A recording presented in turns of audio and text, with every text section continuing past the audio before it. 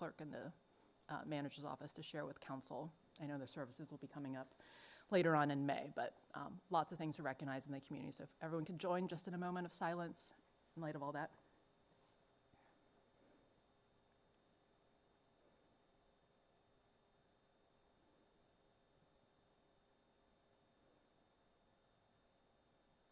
Thank you. Yeah, I think when the news is heavy in the world, I remain grateful that we get to serve in a community like Falls Church. So thank you all for joining us tonight. So it's probably a weird pivot to switch to happy birthday, but I feel like we should probably have some levity and celebrate and appreciate what we have. And so Wyatt, we're going to embarrass you for the last time. Maybe not the last time. At least for the last time during budget season. So if you don't mind, we would like to feat you for your birthday. Okay, everyone. 1, 2, 3. Happy birthday to you. Happy birthday to you. Happy birthday, dear Wyatt. Happy birthday to you. Happy birthday, Wyatt. Thank you. And I think these were from earlier, which we thought were really cute. I think we were supposed to sing. Were we supposed to sing with? No, I don't know. This is a great photo. That is a great photo.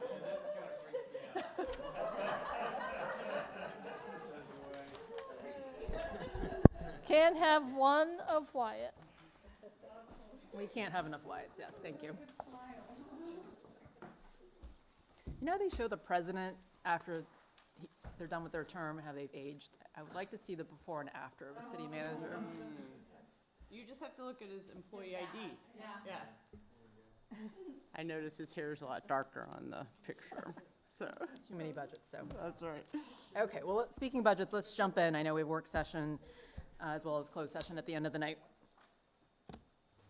All right, so we're going to lead off with. Could I Yes. technically just roll call, do Oh, roll yeah, call real sorry. quick? Mr. Egan, Here. Ms. Conley, Here. Ms. Downs. Here. Flynn. Here. Mr. Snyder. Here. Ms. Underhill. Here. Mayor Hardy. Here. Thank you for the record. All right, so for our agenda today, we'll start with the third quarter financial report. Budget and Finance discussed this on Friday in their meeting. They did have school board and school staff representation at the meeting as well on Friday. So David Stowe will walk us through that third quarter results, and they do have good news in them on the revenue side that affects both the current FY26 as well as the budget that we're talking about for FY27, which starts on July 1st. We're planning to have a discussion on the school budget, and largely it'd probably be a carry forward of the discussion that started on Friday morning about the revenue betterment that we announced on Friday morning. And then we'll go into the public safety budget, and we have Chief Fard and the command staff from the police department joining us for that discussion. And then we have the full-time employee count, the council action to adopt the employee count, compensation increase, and the classification plans. And that's a new action this year in this year's budget that echoes actions that the council took, back in the 90s, and in a review of the city charter, we're bringing those actions back to the city council. So that's our budget work session for the night. And so with that introduction, I'll turn it over to David, and he'll do I think a pretty high level and more concise summary of the presentation he gave on Friday morning. All right, thank you very much, Mr. Shields. Yeah, if you don't mind opening the presentation. Okay, great. So if you move to the next slide, next two slides, I believe. Yeah. All right. So here I'll just kind of touch on at a high level how we're looking. So we're continuing the strong, thank you. We're continuing the strong momentum that we had presented back in our Q2 results. Some of the main takeaways here is that our personal property sales meals tax continues to come in very strong, all relatively within the where we were coming in at Q2. Not too many significant changes there. Again, similar story with our transient occupancy tax. That one has been declining further than what we've seen in Q2, and I think a lot of the things going on with the economy has impacted our hotels in the area. Moving on to our non-tax revenue, I think one of the key things to highlight here is that our charges for services is coming in higher to budget, and that's primarily driven by some of the higher costs that we're incurring for our Aurora House. And Arlington has services that we provide for the Aurora House, and so as we incur higher costs, we charge it back proportionately to Arlington, and it's the same story with fuel charges. As fuel charges rise up, we do charge the higher rates back to our schools. So one of the items that is new on this table is I've outlined here our West Falls Phase 2, and in prior meetings we've discussed that with the most recent developments, there is an $800,000 debt service payment that needs to be made in FY26. And so that is what's driving the $800,000 reduction. We've had discussions on how to fund it, and so that's where we're pulling the funding from our revenues. So we are expected to be about it's a little smaller, but 1.3 million with the reduction of our debt service. So that's the high-level summary update here. And I'll just keep moving along unless anyone has any questions. So, yes. All these years, I wasn't aware that the general government charged the schools for fuel. Is that, Yes. how much is that? A lot, a little? So out of the I mean, there are a lot of buses and they have big gas tanks. They do. It's our standard formula. DPW centralizes fleet maintenance for the whole city, so they send bills out to the police department, they send bills to the schools. It's all kind of handled as a bookkeeping exercise so that we can track the cost that way. So does that, it just seems like a funny charge for services. The schools, I don't know. Does the school do the same thing for like rental of facilities? They include Yes. that in their budget, what the general government pays for rental of facilities? So it's that sort of back and forth. Yes, and so it is, we recognize it's all public money, and so Yeah. we don't want to do sort of unnecessary exercises, but it also is useful for tracking your actual costs Absolutely. for certain things, and so that's why we do it. Okay, thank you. Move to more green buses. Have we seen that go down? that we could look into. That information I wouldn't have available. I'd have to reach out to the schools to see what their charges would be for the schools. Yeah. Yes. Likewise, I had a question I've not sent in yet, but about utility costs. So with investments and upgrading like Meridian to be net zero, I think we had a concern from FCCAN that actually utility bills are actually going up and not down. And so broader question about like our government facilities and how the investments we're making in green infrastructure does or does not lead to actually decrease utility bills, and if so, why not? Because that's something that, if you make these upfront investments, hopefully your operating costs go down, right? And if we're not seeing that, then we Yeah. should look into why. That would be a great thing to be able to track over time. I could answer part of that. I think for heading into FY27, our electricity bills went up significantly, over 20%. So again, Citywide, so not just. yes, just citywide. So I think and again, this is speculation, but more of the data centers that are taking up a lot more of the electricity usage. I know for my own personal electricity bills, they've gone up. And so we did have to incorporate those increases. So those increases are reflected in the budget, but to your point, it is offset with some of the green initiatives and that we have in place, but we can get you a more defined number. So we recently added a new staff member to Public Works, and one of her primary responsibilities is getting us organized on our energy tracking and reporting. And so Our plan at this point is to report out to the ESC and share with council in June, kind of our annual GOEP report. And the goal is to have some more specific energy use information to share with everybody. Yeah, like I know we got a public comment about funding community center roof and solar sooner than next year. And I think we talked about it as, that's important but not urgent. But if we see that it actually ties to decreasing utility costs, it could, bring the urgency higher, right? Like, 'cause we want to reduce our operating expenditures too. Yep, understood. Thank you.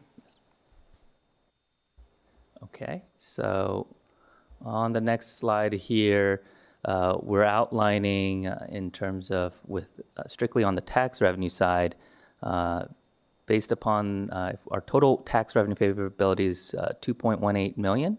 And so if we reduce that based upon the debt service related to the Meridian High School, we also have an unassigned fund balance. So we're projecting about $700,000 that will be needed in order to meet the policy threshold of 17%. And so if you subtract 1.5 million out of the 2.18 million, that leaves us with about $681,000 of tax revenue.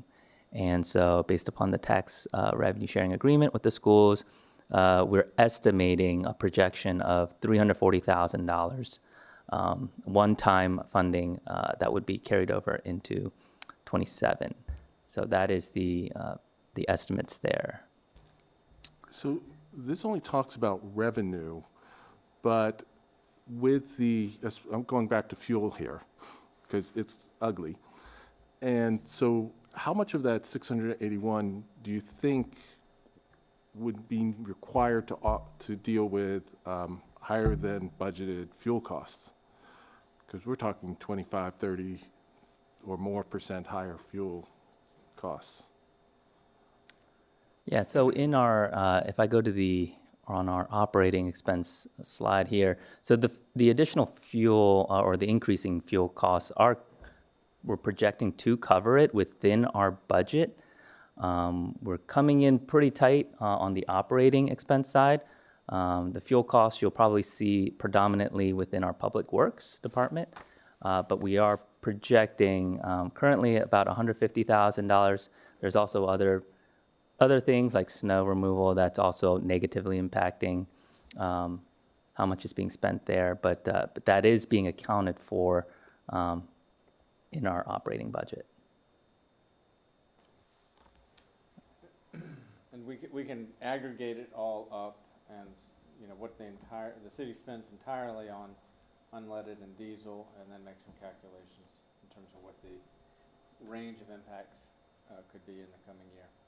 Yeah, I was just looking at that going, hey, that's great revenue number, but then we're also getting hit with some big cost numbers. So There's it's kind of costs- like we're the kind net of kind of works out lower. We're worried about how the costs are going to percolate through everything. Fuel itself is a fairly small part of the overall budget.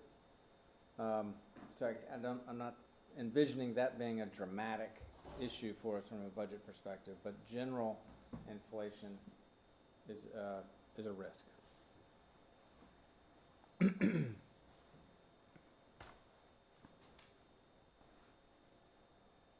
Okay, so any other questions on this slide? At Budget and Finance, I think most of us were there. There were questions about why the debt payment and unassigned fund balance had to come off the top before revenue share. Why, could you just briefly recap for everybody? Sure. So a couple of ways to look at it. One is first, the West Falls Phase 2 payment, had it happened, that was not envisioned to be shared. And two, as a basic principle, covering debt service is 100% on the general government side. That's by state law and the Virginia Constitution. So that's unchangeable. And so anytime there's a capital project that has a school capital project that has a big impact on the general government side, there would need to be a hold harmless provision for revenue share really to work if there's a big increase in debt service. So Meridian is right now transitioning off of the ground lease payments and into general taxes. And so it was always assumed back in 2017, and now we're executing that that, 2017 was before rev share actually even existed, but it was not envisioned that one side, either schools or the general government, would absorb that 100%. And fund balance, unassigned fund balance, getting to Oh, keeping so 17%. unassigned fund balance is just, that's something we do each year, so the council is familiar with making that payment at year end. That's always kind of the first thing that is covered, and that is explicitly written out in the principles of revenue sharing as a carve-out. And a financial policy that we haven't deviated from. And both schools and general government benefit from unassigned fund balance in an emergency, and so it's a mutual benefit. Thank you. And that's also what helps keep our AAA bond rating high, right? That's right. We've done this in the past. I remember several years ago. Every year. Yes, but it was big at some point recently, and I remember having this conversation in the last 3 years. Yeah, okay. Okay, great. So I'll move on to the next slide. So in here, back when we were developing the 27 revenue projections, I had presented in December 1st the low, medium, high, based off of the most recent revenue data that we were seeing. The high scenario seemed to be a very likely projection, and so that's the scenario that was selected. And so as you can see here, across the board, we'll have total local tax revenue growth at 6.3%. The biggest drivers is coming from your personal property tax at 12.3%, sales tax at 8.1%, and then meals tax at 5.6%. So all of it, the really big drivers above 5%. And so that was the basis we used heading into this budget. But now that we have our latest Q3 numbers, the projections themselves were coming in some categories higher than what our FY27 proposed revenue numbers were. And so in total, our FY26 projections are coming in at 6.5%.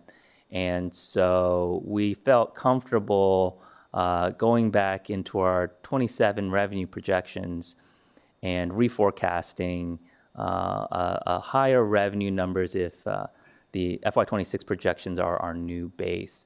And so some of the biggest changes you'll see here is that in our personal property tax, we're increasing it by $230,000. So we're going from 12.3% growth to now 15.3% growth, and that a lot of that is just driven by a lot of the good work that the Commissioner of Revenue and his team is doing.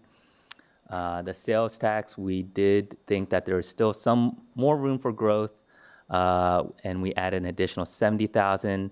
So we're going from an 8.1% growth to 9.1%. On the meals tax side, I think that's probably the biggest growth that we saw in terms of the opportunities.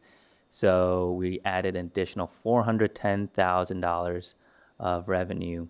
So we were going from about 5.6% to 12.5%, so double digits growth. And then a few tweaks. We did make a few other tweaks in the other tax. We did with transient occupancy tax coming in much more unfavorable. We made some tweaks there. So all in all, we identified a total of $700,000 that we can now add to our FY27 budgets. So I'll pause here for any questions. Mr. Sawyer, we discussed this on Friday at Budget and Finance, but I had questioned, and just to repeat it for those who might be watching tonight, the meals tax, I thought, wow, that's a big jump. But as we talked through it, we talked about, we have 3 restaurants that are going to be opening. And so you feel that that's not too rosy of a picture. You feel that that's accurate. I think some of us, are we getting too far ahead of ourselves? But you feel confident in that number. Yeah, I feel confident in the number, but again, where I may have some hesitancy is just, again, the uncertainty that I've been talking about for the past 7-8 months. It's just, we haven't seen it yet. And so now it becomes a question of is City of Falls Church more insulated from these things? And so again, that's based off of the assumption that I have enough runway where I feel confident. But again, anything that could come up in the future could make a few tweaks here or there. But again, I feel comfortable that this is a good number to project. Okay, thank you. Aaron?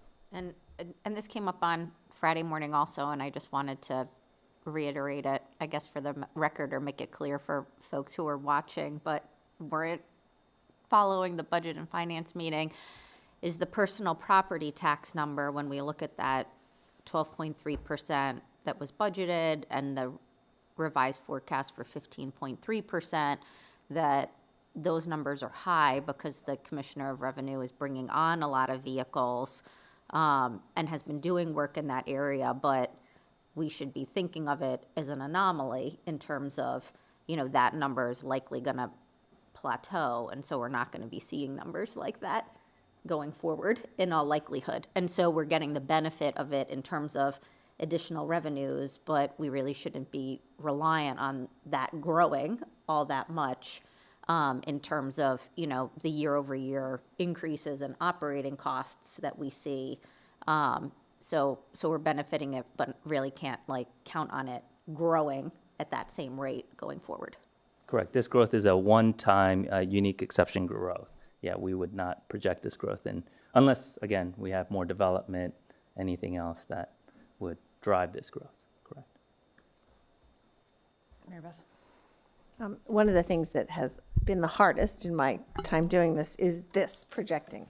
It's so hard. So thank you for looking at it and working through it.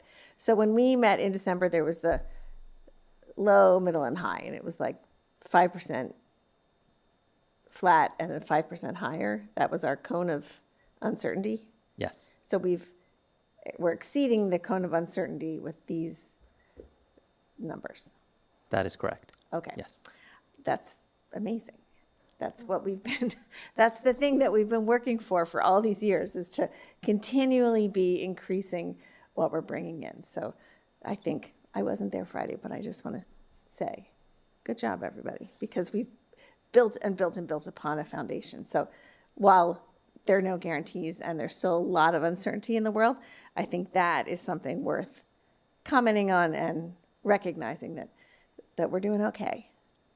Compared to the region, compared to where we were 5 or 10 years ago, the plan that we had to bring in more residents, bring in more businesses is coming to fruition here. And again, who knows what's going to happen the next quarter and the one after that and the one after that. But I think the trends are really good, so I appreciate that. Let's see. With the personal property tax that Ms. Flynn just mentioned, how much do you think is the one time of that? So we estimated about $1 million was a one-time. Okay. So we're projecting about 1.18 million. So 1 million of that 1.18 would be the one-time. The one time? Yes. Okay. So then, but it would still continue to grow, just not at the same excellent rate. Correct. Yeah, and I know we understand, and part of the growth here was we do know that there's still more tenants moving into the city, and so I think there's a little bit of that growth built into that $230,000 number. But yeah, I think if we get to a point where if housing does not increase, that number may be flat. Right. Yeah, so That makes sense. Yeah, the last building at West Falls is, the Alder is 80% leased, and the Oak is 60% sold, I think. So I think we are plateauing and shouldn't getting expect a there, whole bunch of new yeah. cars after this year. Those people at the reserve, though, they're going to have nice cars. No, I they're know not. it. They're not? Yes, they are. They're going to give up their cars. They're not giving up their cars. There's parking for them. There's some coming in. So I guess the title of this one, Strong Projections, Good Foundation. I think that's a good title. But one of the things that we struggle with in the budget is getting it right and not having a huge extra at the end of the year. But we still rely on some of that extra as, not necessarily surplus, but contingency or filling in the gaps of unexpected things. So that's all built into this as well, correct? uncertainty, the contingency, the fixed cost that may show up next January that we weren't expecting? Well, what I can say is that just based off the most recent trends, I think that's what this revenue numbers reflect. I think some of the uncertainty, because it hasn't shown outside of within the transit occupancy tax, it's difficult for me to project what that amount will be because I haven't seen it here. And so, but to that point, there is a little bit of, I guess you could say, risk to that. But again, just based off everything that I've seen, all the data, it's very difficult to project that heading into next year. Okay, Yes. thanks. Do you have more? Yep, you're done. Okay. Anything else on this? I mean, it's the bottom line, it's certainly a better place to be here than we were a year ago when you said Q3 is not looking great and we had to do the reverse. So it's certainly nice to see us defy expectations, a little city that could. I guess my question, this triggered, when Dave asked this at Budget and Finance, is like, what are the risks out there that we don't know about? Let's say the war continues in the Middle East, fuel prices are high, Q4 doesn't look great. What does that mean, I guess, if we don't see the upside in 700,000 in next year's revenue? Like, and we've then either spent it or given a tax rate cut, like what would we do in that scenario? Because I think essentially what we're trying to decide now is, with this reforecasting, what do we do with the 700,000, right? But because the what-if scenarios are pretty large, I guess I want to think ahead through that before we make decisions about what to do. So we have been thinking about that as well on the staff side, and so we would encourage caution in the use of the 700K and deploy it towards resolving kind of the last big structural issue that we have in the budget, which is the paving being heavily reliant on capital reserves. And so, I think that would be a go-to place to try to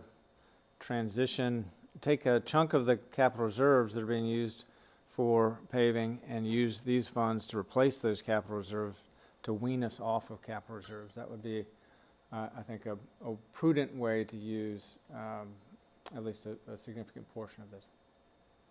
And then if the revenues didn't materialize in Q1, I guess is the question, like, where are the areas where we could easily cut back expenditures? Like, where would we pivot? I guess paving's one of those where you have a 6 months paving season, and so you'd say, well, we're just not going to pave as much. That feels like a pivotable thing versus positions, right? Which would be a shame to decide that we're going to hire them and then not be able to pivot back and cut back on expenditures if revenues didn't come in. I think honestly, any new money that's put towards paving right now, if the council were to elect to do that, it's not going to be spent until next spring. It would not be spent this fall. We always have 2 paving seasons, and we would use this money because we already have kind of the upcoming paving pretty well mapped out. Yeah. And so we would use any plus up in the spring. So it would give us like summer and fall to see how like the economy's doing, whether revenues are coming in before we essentially are spending that 700,000 or whatever the share might be. That's right. So we're not paving in first quarter?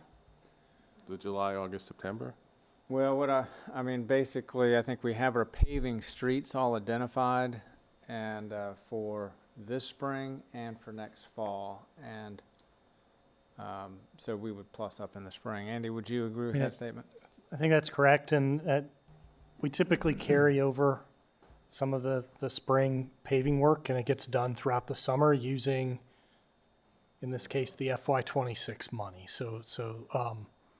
And then, as Wyatt said, there's another tranche we would kind of launch in the fall with the first part of the FY27 money, and then, the team's working through this spring's kind of work right now. So that is one strategy. I think Wyatt was talking about as a potential way to think about it is to dial back the use of capital reserves with a portion of this money to kind of wean us off of that, because it becomes a structural change to the budget long term, which I think we all, or at least on a staff side, we want to work our way out of. That means we'll draw less off capital reserves, which means there's more reserves for the council to kind of use for other projects or other needs in the future. And so that's another way to set. Bill operating expense, and we should pay for it like an operating expense. So Yeah, I think capital reserves should be used for capital stuff, which includes rebuilding when needed. but not general paving, but But the reason I- new sidewalks, new bike paths. But the reason why I'm kind of started this line of questioning is like Mary Beth, I think we should appreciate that there's a good news story, that we're reforecasting, revenues look better. At the same time, I share some of the caution in what we do with it because of the uncertainty. The only thing certain is uncertainty has really stuck with me. And so as we think about what to do with it, I want to be very judicious in thinking about how we can easily pivot and it's not all spent. Because obviously if you add positions, that is very hard to unspend that if things go bad, right? Versus paving sounds like it's one of those that we wouldn't use till next year. And obviously the structural problem with capital reserves feels like a very good argument to solve. And so that's kind of like where my head is in thinking about how to best deploy the 700,000 in the era of so much uncertainty. Dave? First, a question about 2026. In the 2026 budget, we set aside a contingency in view of the events that were starting to occur. The number that you've given us, the net, the 340, 514, after the revenue share to the schools, does that include whatever may be left in that contingency? So this one is just the revenue side. In terms of the contingency, I do have a slide that would show that we would have to use a good portion of that contingency to pay for the Fairfax homeless shelter catch-up that they're charging us. So this money would be in addition to that we would carry over into 27 and present to council as part of the budget amendment in the fall. So what is that number minus the expenditures for the homeless shelter? Yeah, so we are projecting to be at about 171,000 surplus. In the contingency, which is separate and apart from the 34514? Correct. That's what I'm trying to establish here.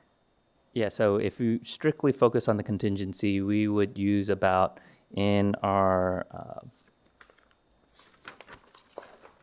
human services, we have about an overage of about 376,000. So we would request council the use of contingency of that amount to pay for the Fairfax homeless shelter. So that would leave us with about 24,000 remaining in the contingency. Okay. I'm just trying to figure out net, where are we on that contingency? So that would theoretically be 24,000 that would be over and above the 34514, right? Yes, Okay. correct. The next question then, going to FY 2027, the net figure of 700,000, is that net of a potential WMATA payment? In other words, have you fully budgeted the WMATA payment? And the 700,000 would be net of that? So the WMATA would come out of our operating expense, but to answer your question, we haven't reflect the changes in the WMATA within our budget. I think there's still some conversation, Cindy, with the state. So it's difficult for us to, any number we put in now would still be an estimate or a projection. And so we're still waiting from the state. So this one will have to be a possibly amendment, but I do believe we have several options to help mitigate that risk with WMATA. So I'm just trying to figure out how secure at this point is the 700,000, right? Which is, other people have asked the same question. So have we otherwise budgeted the worst case for WMATA operating? So, yeah, I mean, we can go ahead and just talk about the Northern Virginia Trust Fund, and that's what our strategy is. Do you want to sort of talk about the details of that? Sure, yeah. So we have a trust fund with the NVTC, and so any of these spikes or increases, we can pull from the trust fund to help pay for these increases. In the long run, we'd have to reflect those increases within our budget, but in moments like this, when there's uncertainty, we are shielded, at least for the FY27 budget, from any of the spikiness or lack of funding from the state. So we could provide a chart just to show what those balances are. We make, gas tax money goes into it, other city subsidies, and the NVTC, working with NVTC staff, we maintain a balance with that trust fund. So using it has consequences long-term, but it is, in terms of dealing with an unexpected shock like the state not doing what we kind of thought they were going to do last fall, the trust fund would be our way to get through the fiscal year and give the state another chance, hopefully, to have a better long-term dedicated funding solution. Does this last us to FY28 or no? So then FY28 forward, if we use that in '27, we'd have to be paying back in at a higher rate in the future? I think that's probably a good discussion with the charts in front of us so we can sort of game that out with full transparency. I think that it's important for people to understand how that fund works. And another Metro question, let's say the state totally fumbles the ball on Metro funding and they don't make the state contribution. That would be an FY28, right? Or would that potentially affect FY27? That would affect FY27 Right, and that for the would- operating. They were not projecting budgeting capital until 28, but have we 27 projected how operating. much that might be over and above what our current obligation is? And I think that's where we can use the MVTC charts that Right. is being referenced, because you could see where we're getting the state piece and what the offset would have to be Right, from but- the trust fund. But if you take it out of the fund, at some point, you're gonna have to put it back into the balance, right? So how much, do we have an estimate as to what that cost would be? Now, this is really worst case, but it's where we are today. yeah, we can provide further details, but when working with the staff, we felt comfortable enough, even with the worst case, and this was maybe a month ago, that we have enough funds, at least for the next few years, to be isolated. But clearly, the more we draw upon it, the more risk we're at for future years. So, but we can provide the details. Okay.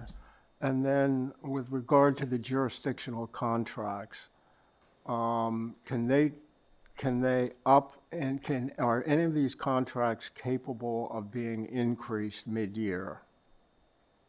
Or are we contracting for a year, and once we have the number for next year, it can't be changed mid-year?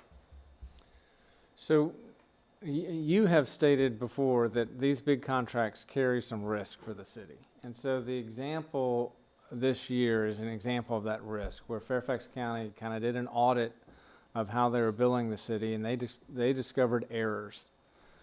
And now they're billing us for those errors to make up for it. And so that is a risk that we can't say is zero. But we do manage these contracts very closely, and we try to minimize the surprises. Surprises are bad in IJ contracts. We had a bad one this year, and so that is a bit of a lesson, I think, to all of us that even when you do manage them closely, sometimes you can have some shocks.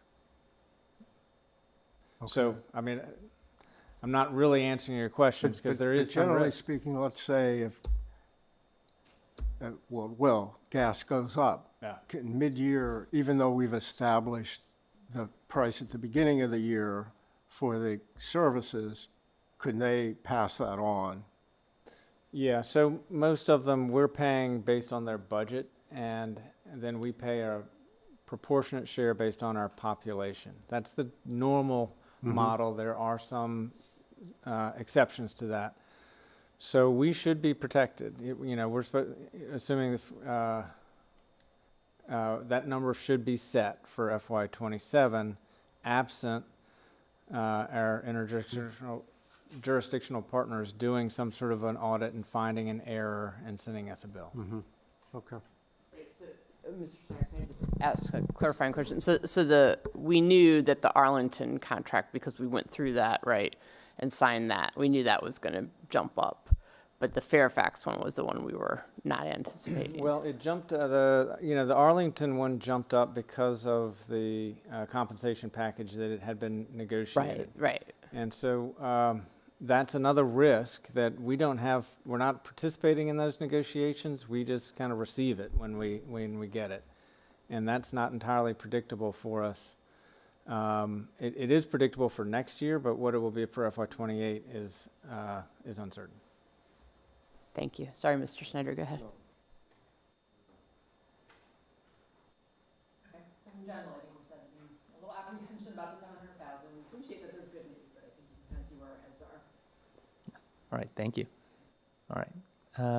So moving on to the next slide. This one just more provides I believe, the 10-year historical view. I believe that this is a table that has been provided in years past. But again, the numbers are the same as the previous slide, so I'll move to the next one. So in this slide here, so within the budget that we had for our FY26, we're able to fund most of these services. The only one, as I had mentioned before, is the Fairfax Homeless Shelter. That one we're just unable to, within our own budget, be able to fund. And so we're requesting that we will be coming to council in May for a budget amendment for the use of contingency to pay for the Fairfax Homeless Shelter bill. Outside of that, there are a few notable items here that I would like to highlight, starting with the executive management. We are projecting to be over budget by $42,000, and this is directly associated with the executive search firm that we will be pursuing for Mr. Shields' replacement. The next item that we have here is in DPW, Public Works. We have about $150,000 that we're projecting as well related to primarily due to the snow costs. And so that's where we'll need to right-size their budgets. And lastly, on the treasurer, close to $50,000. So a lot of the good news with the Commissioner of Revenue finding all the personal property tax for vehicles. The Treasurer's Department has to get the bills out. There was also some changes to the benefits, which were not budgeted for. And so as people come onto the city's benefits, there was an increase there of expenditures. And so those were some of the primary drivers of what was increasing the Treasurer's expenditures. So we are projecting at the end of the year to have, assuming contingency is used, about $171,000 below budget heading into the end of this year. So I believe that is the last of the slides. Can I ask one question? Yes. So just on this contingency again, and I only asked because the staff report talked about it in 3 different places, and it was used for the Health and Human Services, the homeless shelter, the energy costs, and then the third place was legal. And so I know we've used a portion of it on legal already, and so was the reference to legal retrospective, or was the reference to legal in anticipation of additional need for funding for legal in some way or another? And then how does that get reflected in the 171 that's left? Yeah, so in terms of the legal, that was a retrospective. I think at the time when we presented in the January budget amendment, about $200,000 for legal. They had already hit their budgeted amount, and they were requesting the $200,000 for services from that point to the end of this year. So it's a one-time funding request using contingency. The second item was related to the facilities assessment. And so that one, we are doing a joint facility assessments with the schools. And so that was about $50,000 that we had requested to council.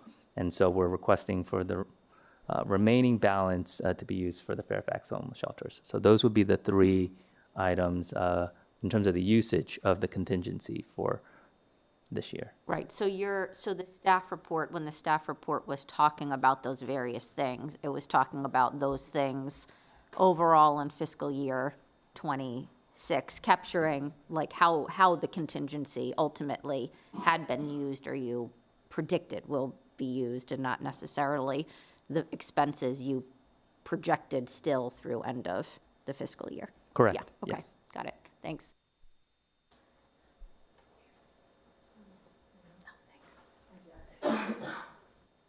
I just, you weren't here when we did this, Mr. So I'm going to direct this one at Mr. Shields, and that is just that right now the contingency is 400,487. But didn't we put $500,000 in there last year? There is, Started. so there was an appropriation of contingency back in November. Was So- that the legal fees? Legal fees and the facilities assessment. So we reduced that right there, okay.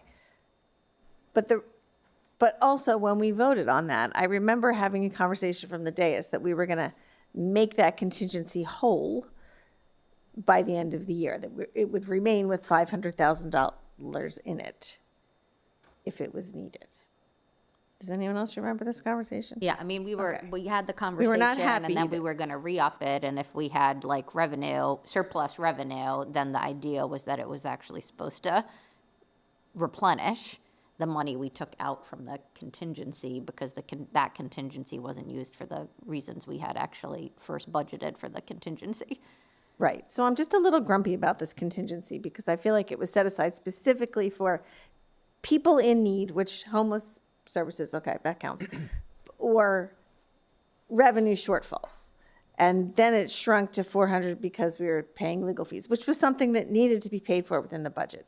But the point of the contingency was not to fill plugs in budgets in that way. So that's the part that is frustrating to me, is that we set it aside specifically for a purpose, and it's getting spread out into other things. So going forward, if we're gonna have a contingency, and I don't know that I really want us to have a contingency, but if we're gonna have it, we need to be a little more specific about what it's for. And again, there were so many unknowns this time last year, right? We just didn't know, so we wanted to make sure we were covering ourselves that way. So that one that's just a little frustrating to me that we've ended up in this place with this contingency. And I would say also, Mary Beth, I agree with you on that, and I separately asked about the contingency, and what would mean with replenishing, but I also understood that the contingency has essentially been carried over, like, to now count, like, it's been absorbed into the operating budget to now pay for what is this overage or the cost of services, including the homeless shelter services, like, going forward. So parts of the contingency have been operationalized in a different way in thinking about contingency as revenue going forward, as opposed to contingency as contingency. If that, like, if it's a fair way to represent kind of what occurred with the contingency. Yeah, and to put numbers to it, if you had a $500,000 contingency, now you have a $260,000 contingency is proposed in FY '27, so $240,000 has been put into the operating budget. I would just give a plug that, contingencies are good for uncertainty. I think it's actually good not to try to pre-program it. And I will share kind of what was in my mind about a value of the contingency, was thinking about possibly having real revenue shocks, and that this was going to give us room to maneuver in developing this year's budget. And this year's budget did have shocks. We had a $1 million decrease in investment revenues, and we had a $1.5 million increase in IJ contracts, along with a whole lot of other $2.5 million in total of contract shocks in general. And we worked really hard to minimize those, but at the end of the day, having $260,000 of sort of a shock absorber in this year's budget was very helpful. And so I would encourage council to keep some for FY '28 as well. So, Mr. Shields, is there a way to designate some of the money that's in the capital reserves in its own little separate account as the operating contingency, rather than keeping it in the tax rate? Because that was part of my frustration last year, is that we were putting almost a penny in the tax rate for contingency. Is there a way to do it so it's not in the tax rate, but it's still there in case it's needed? So, one, I think we should be very acknowledged right off the bat, there's a cost to the taxpayer of having a contingency, particularly one that's $500,000. That's a big deal. And the bargain was to try to avoid a real shock to services or a big shock to next year's tax rate for the taxpayers. And so that's what we were mindful of. If you move it out of the tax rate and sort of cut the contingency to zero, and council has adopted budgets with no contingency in the past, you lose that benefit for a very difficult budget the next year. And that's, to me, worth holding on to. Just knowing how hard it is, let's say assessed value grows only by 2.5% or is flat completely, and the schools come in asking for a 3% budget increase, and you have a whole lot of things you need to do. Having some sort of room to maneuver in those difficult years is very helpful. Well, in the revenue share situation, they would just get half of zero. Which obviously isn't ideal. As an alternative, and we had talked about this offline just to share it with the full council, could you have kind of a contingency that is sort of a slice of your unassigned fund balance? Using unassigned fund balance is kind of a big deal. We try to avoid that at all cost. You could have a rainy day fund on top of your unassigned fund balance that you have more access to. But that just means that at the end of the year, you have to replenish it. And so if you're going into difficult, choppy waters, you're not going to replenish it. You're not going to want to replenish it. And that's the shortcoming of that kind of a contingency. Mr. Shields, real quickly, because I'm one of the newer members, can you give me an example of when we had to dip into the unassigned fund balance? Has that happened in recent years? It did, and it happened quite dramatically in that 2009, 2010 timeframe, where we had the Great Recession, and we had a lawsuit where we had to make a big payment from the general fund to the water fund to make up multiple years of having taken a return on equity from the water fund. Okay. So that drew our unassigned fund balance down to a very low level, about $1 million. And we then spent a decade working very hard and having very difficult conversations with the community about restoring that and ultimately setting the stage to be able to do the big capital projects. So we spent a whole decade kind of recovering from that and rebuilding our financial condition to be able to do City Hall, Library, and Meridian High School. Okay, thank you. And to approach the agencies. And to be able to go to New York City and sit down with the bonding agencies and get a AAA bond rating. So it was For really debt that was good work by the city. 20% more than our operating budget. It was very good work by the city council, but also very controversial at the time and very difficult. Every one of those decisions to make those, to strengthen our financial condition was a very contentious decision that the council had to make, oftentimes in the face of big public hearings where people didn't like us doing that. And so it wasn't easy. So on the question of where should the contingency best live, I guess we're not the only jurisdiction that is trying to figure this out. Having looked at other budgets, I think others put it in their operating as well. At least Arlington has a small contingency. Do you all know how our peers handle this? I couldn't cite numbers off the top of my head. But we can find out. I would say that I feel it's important to have a contingency of some sort, depends upon the year, how much, because it also provides a backstop during the budgeting process for your folks so that they know if they go exactly where they need to be,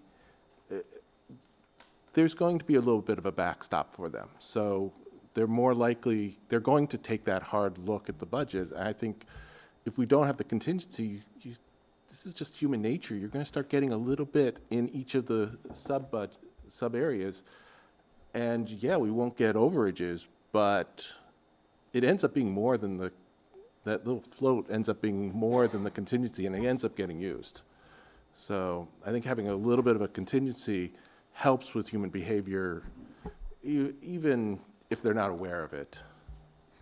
I mean, to jump in, I think that's a great point. And from an operating budget perspective, because we have fewer vacancies than we've had kind of in previous years, that was a natural, source of that kind of flexibility that Mr. Egan's talking about, that is harder to do this year than it's been in previous years. And so I think the contingency does serve that purpose.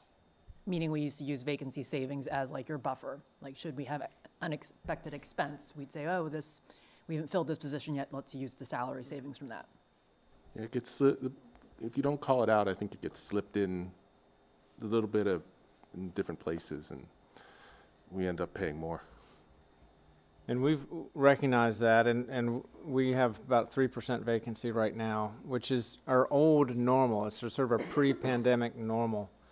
And we had several years of 10 to 15% vacancies, which was unusual, but it allowed us to cover a lot of costs as things came up through the years.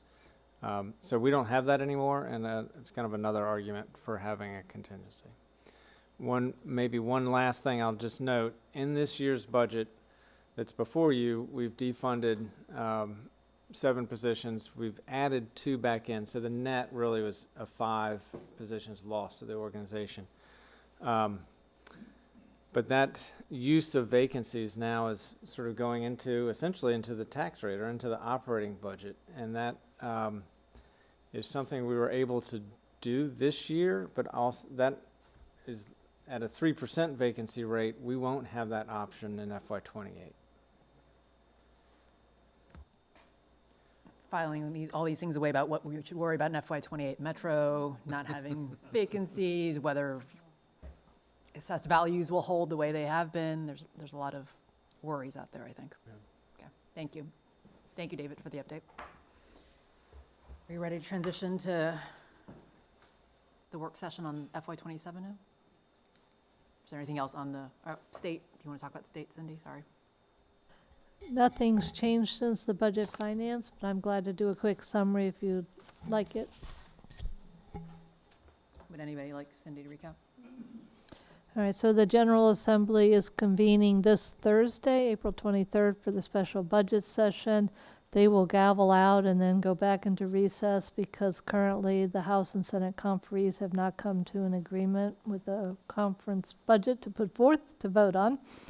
A lot of those issues are related to the revenue, and that is the difference between the Senate and the House approach to the revenue. And as you will recall, the Senate wants to do the data center sales and use tax exemption and take it away and put $1 billion back in sooner than it was planned for. The House did not agree, so they didn't get to an agreement. And then with the 180 bill amendment that the governor sent back to the General Assembly, several bills were vetoed that would have brought in additional revenue. So right now there's tension between the House, Senate, and the governor to get to a negotiated budget. So it will need to happen by June 30th, but it hasn't happened for this week. And so as I mentioned at your Budget Finance Committee, I do not see the state having adopted budget by the time council needs to adopt your budget on May 11th. Because they haven't reached agreement on the revenues, there's been no discussion on the expenditures. So that leaves us with unknown things like the transit funding. All anticipation is that there will be at least the operating budget WMATA operating budget in there to hold us over since I didn't get to the DMV moves, but do not have a guarantee. And so as we discussed, that's why the MVTC Transportation Trust Fund might be the backstop. General Assembly is also convening this Wednesday to review the amended bills and vetoes that came back to the General Assembly. So over the next couple weeks, things will be evolving, but it's no known facts right now. That was a quick synopsis of what we did on Friday. Thank you, Cindy. Guess we'll stay tuned. Anything else on current stuff before we talk about FY '27? Okay, I think we're ready to transition then to the next thing. So, so for the school board, there was a letter that was received at 5 o'clock, and so I don't know if there wants to be any discussion about that. We don't have the school board here with us tonight, or at least we didn't. We do have public safety here tonight, and so if the council wants to talk sort of big picture, or would like to spend some time with public safety staff first, and then maybe talk big picture after I think that. given that we have police here with us, let's Let's do let them that. join us, and then we can let them go home. All right.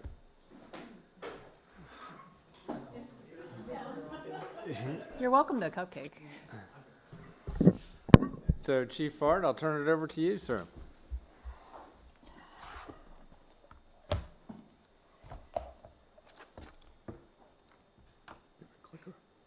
And while he's getting organized, we're joined at the table by Peter Honeff, who is our leading a lot of good things in the department, but he'll be here to talk about the accreditation process, among other things, tonight. And so, Chief, I'll turn it back over to you. Thank you. Good evening, Mayor, Vice Mayor, and members of council. For those watching from home, my name is Sean Fard. I'm the Director of Public Safety and Chief of Police for the city. My team and I appreciate the opportunity to engage with council on the proposed FY27 budget. But tonight is not just about FY27. It's about laying out a clear and transparent picture of where the police department stands today and what it takes to sustain a modern, professional, and accredited public safety organization in the years ahead.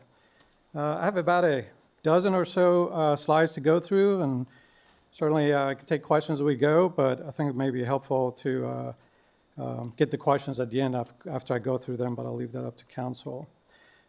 Before we get into the public safety budget, if you'll allow me, I thought this would be a good opportunity for me to provide you a preliminary crime data for calendar year 2025.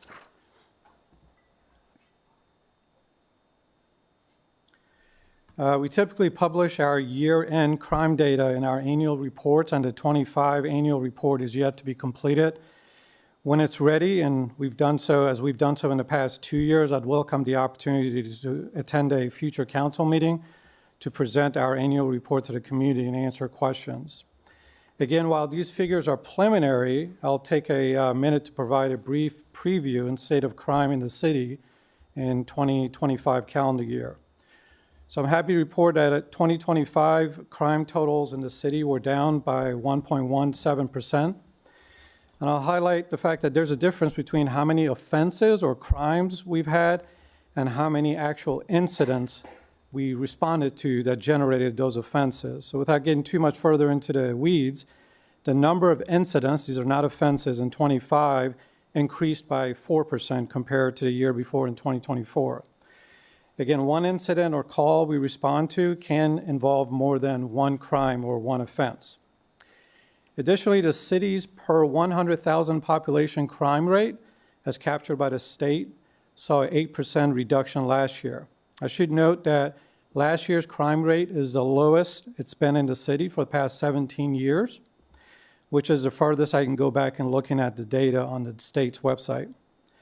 And it's probably more significant to highlight the fact that the population in the city has increased over those years while the crime rate has decreased. Last year's violent crimes were nearly 27% less than in 2024. Crimes against persons were down by 21%, while property crimes went up slightly by 1%. So I'm happy to report to council and the community that Falls Church remains a very safe community.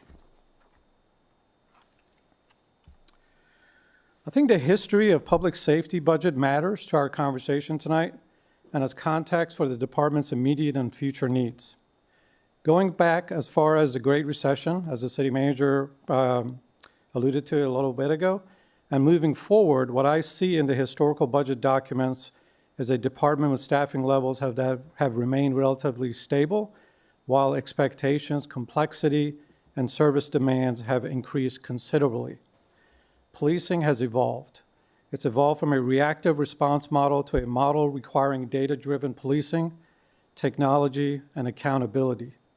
The demands for transparency, ethical accountability, immediate responsiveness, social media, body-worn cameras, 21st century policing, coupled with increasing changes to the technical aspects of digital forensics, AI, cybercrime, predictive policing, drones, and honestly, police have become the first responders for societal failures in handling mental health crisis, unhoused population, and addiction-related incidents. I'm old enough to have been a 9/11 first responder, and I know all too well the need for public safety to also be ready and vigilant to respond to risks of international and domestic attacks. Policing has certainly evolved in my 30 years in this business, and while I welcome the increased scrutiny and accountability, which only makes us better, the fact that the environment has also been coupled with negative public perceptions of the profession, which has presented all police departments with recruitment, hiring, and retention challenges. So in the context of increased policing expectations and complexities, the resources needed are really in two simplified buckets: the service delivery bucket and the transparency/accountability bucket. And through these years of police reform and increased expectations, we see mostly flat budgets, with the department absorbing cost increases or doing more and more with less, and not always very well. I think this is an important context because much of the unmet needs we'll share with council tonight is a culmination of years of deferred unmet needs that generate risks to one of those two buckets: service delivery, transparency, accountability.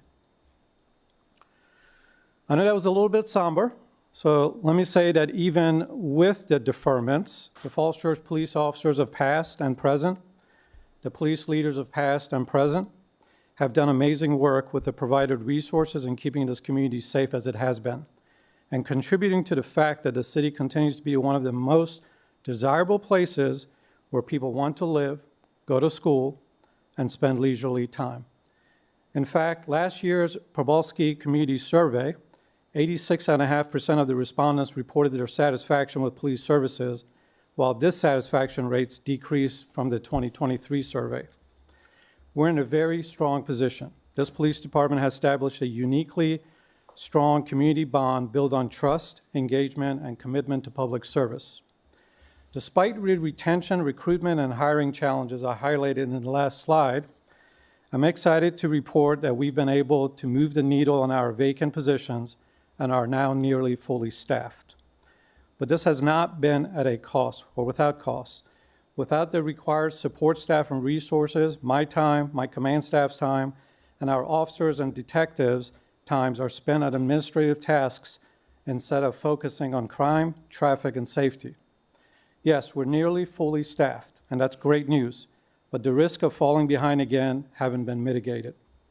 Having wrapped up 2 years as a police chief here in Falls Church, I often get asked by friends and former colleagues about the people in the department.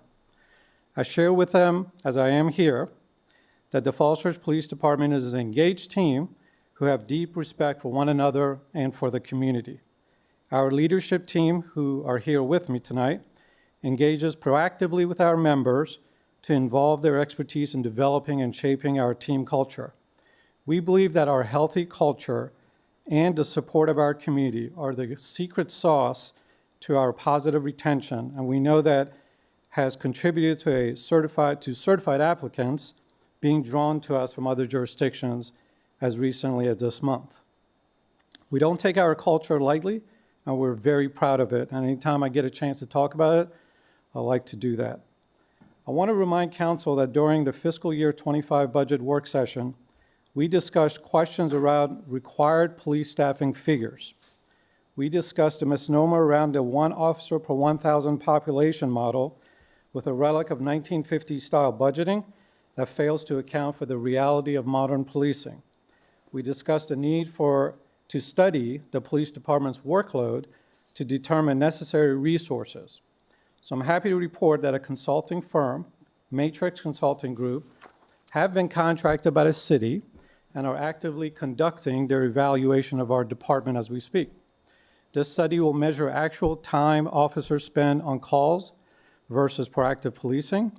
They'll evaluate deployment strategies, civilization opportunities, examine span of controls, and our structure, provide further future growth projections, and recommend 21st century policing alignments. Their work involves internal engagement and community engagement, which are tentatively scheduled for the evening of Thursday, May 14th, and during the day on Saturday, May 16th. The final report is due in July or August and will include a public presentation of their findings. Afterwards, we plan to engage with the city manager and council on the next steps that are based on their findings. Finally, we continue the important work of advancing through accreditation, strengthening policy and accountability. As the city manager already introduced you, I would also like to take the opportunity to introduce you to Mr. Peter Haniff, the department's professional standards manager. This position was added this year in the FY26. Peter joined us in November, and I know City Council is interested in an update in our accreditation progress. I'll ask Peter to provide an overview of his professional background and of the department's progress in attaining national accreditation goals. Thank you, Chief, and thank you, Wyatt, for the introduction as well. So my name is Peter Haniff. As Chief Hard mentioned, I started here back in November. My background is previously working as an attorney doing civil rights and criminal law, and most recently doing policy work for a national organization that worked on policing policy. So I wanted to give a quick overview of accreditation and the work we're doing here. So starting with the benefits of accreditation. Chief, do you have the slide before? Or if we could go backwards. Doing that again. Thanks. So I'm sure as you all are familiar with already, I just want to go quickly over some of the benefits of accreditation. The single biggest one really is risk mitigation. So accredited agencies face less risk from obviously litigation and the financial cost that comes with litigation, but also reduced risk of incidents that result in injuries, accidents, uses of force, or other negative outcomes. Accredited agencies generally also have better trust with their communities. That's already something that exists here, but it's able to be sustained and continued through having that accreditation. A lot of that community trust comes from knowing that the department is accredited, but it also comes from the improved processes that result from going through the accreditation process. So that results in improved service delivery to the community by having more consistent practices followed by our officers that are consistent and in line with national best practices as well. It also contributes to officer wellness and morale. It creates that healthy culture that the chief mentioned and sustains it for an ongoing term, which again can help with staff turnover as well. Most importantly, on that risk mitigation side, going through that accreditation process really allows the department to identify gaps and weaknesses before they emerge through some unfortunate incident or other way that we don't want to learn about, but catching them in advance. So when Chief Fard created this role, a lot of other departments that I've worked with in the past and in this area tend to have someone in a position of an accreditation manager. I think Chief Fard wisely wanted this to be a position that worked on both accreditation and policy. And the reason for that is department policies are largely driven by accreditation standards, but they're driven by a lot of other factors as well. That includes legal compliance, best practices from national guidance and from local agencies, and the specific needs of the community as well. Going through that accreditation process as well allows us to identify issues that are outside of the scope of the accreditation. So we may be reviewing a policy to come up to compliance with an accreditation standard, but as a result realize that we're not meeting some goals that meet 21st century policing standards or specific needs that the community has identified. By having kind of this accreditation policy work happen in one position under one roof, it also allows for a more consistent approach to this work. So we're not modifying a policy with one goal one day and with another goal the other day, but working on it consistently creates policies that are easier for officers to follow and understand as well. And I know I talked a lot about policy, but the accreditation process, policy is really just the first step. Sometimes the harder work is putting that policy into practice and making sure that it's actually followed. So that's a matter often of communication, education, and also continued oversight and monitoring as well to make sure that these actually go into practice. And what makes the accreditation process so valuable, but also so labor intensive, is accreditation is a check, not just on policy, but on practice as well. So these national accreditation bodies come in and don't just want to know that your policies are in line, but they look at years of records to make sure that we're actually following those policies as well. So in the relatively short time I've been here, I wanted to go over what the department is working on now and has done so far. So of our policies, which includes general orders, standing orders, we also have memoranda that go out to officers. Over 40 of our policies have been updated and published or are currently in draft form, and we're working on many more in the near future. It's also given us a chance to formalize roles and responsibilities within the department. As a smaller relatively smaller agency, and I'm sure like many other city departments as well, officers wear many different hats, have many different responsibilities. So making sure that we identify those, document those, and formalize that roles allows the department going forward to deal with turnover or moving to different assignments within the department more smoothly. Through this accreditation work so far, we've been able to build relationships with other neighboring agencies, with national policy professionals as well, and importantly within the city. So as we're going through certain policy updates, we're talking with the Office of Emergency Management, Parks and Recreation, to figure out whether our policy updates also reflect the processes that they engage in and whether the department is engaging with them in a way that's helpful as well. So just very briefly, I apologize for the small writing here, but CALEA, which is the Commission on Accreditation of Law Enforcement Agencies, this is the national accreditation body that we're following, generally have a 3-year process for the first time the agency is accredited. So we signed a contract in late 2024, which means that we expect to achieve our accreditation by the fall of 2027. So right now we're in that early and ongoing process of bringing the agency into compliance, and expect to have an on-site evaluation sometime next summer, and assuming that all goes to plan, would receive that official stamp of first-time accreditation next fall. And I'll note that this is for the first accreditation, but accreditation is not a one-time process. This is an ongoing thing that we aim to maintain and improve upon as we go on. I will hand this back to the chief. Thank you. Thank you, Peter. So I have 3 or 4 more slides. I want to just start here by just taking a few minutes to recognize the return on the many public safety investments that Council has made and the many accomplishments because of those. Over the past 2 fiscal years, Council supported 3 new additional police officer and 2 emergency communication technician positions, which is helping to stabilize our operations in those areas. 2 of the 3 officer positions have helped stabilize shift relief factor gaps within half of the patrol operations. With a 3rd officer position has allowed us to create and fill a training manager position. And if you recall, that was a recommendation of the Use of Force Review Committee from 2021. And the dividends in staff professional development and succession planning has been profound. Captain Henderson is with us. She just graduated from the Police Executive Leadership Program with the VACP down at University of Richmond last week, and there's many, many more examples. The 2 additional dispatcher positions are helping us bolster staffing and dispatch during workload peak periods, and it's bringing much needed relief to what has historically been a single-person operation performing multiple tasks without relief during 12-hour rotations. In fiscal year 2025, I discussed these positions in dispatch with Council, and will remind the community that these individuals are typically the first team members the community interacts with in law enforcement here in the city, whether it's via the 911 calls we receive, regular phone calls we get, or the walk-ins to our facility. Additionally, this fiscal year, a significant Council investment was made in the department's body-worn camera, in-car camera systems, along with radio systems, and these programs have certainly enhanced transparency and accountability. Council investments in technology has allowed us to upgrade the department's mobile computer terminals, MCTs, I have mine here in front of me, to a point where all of our officers are issued an MCT or laptop that goes everywhere they go, we go.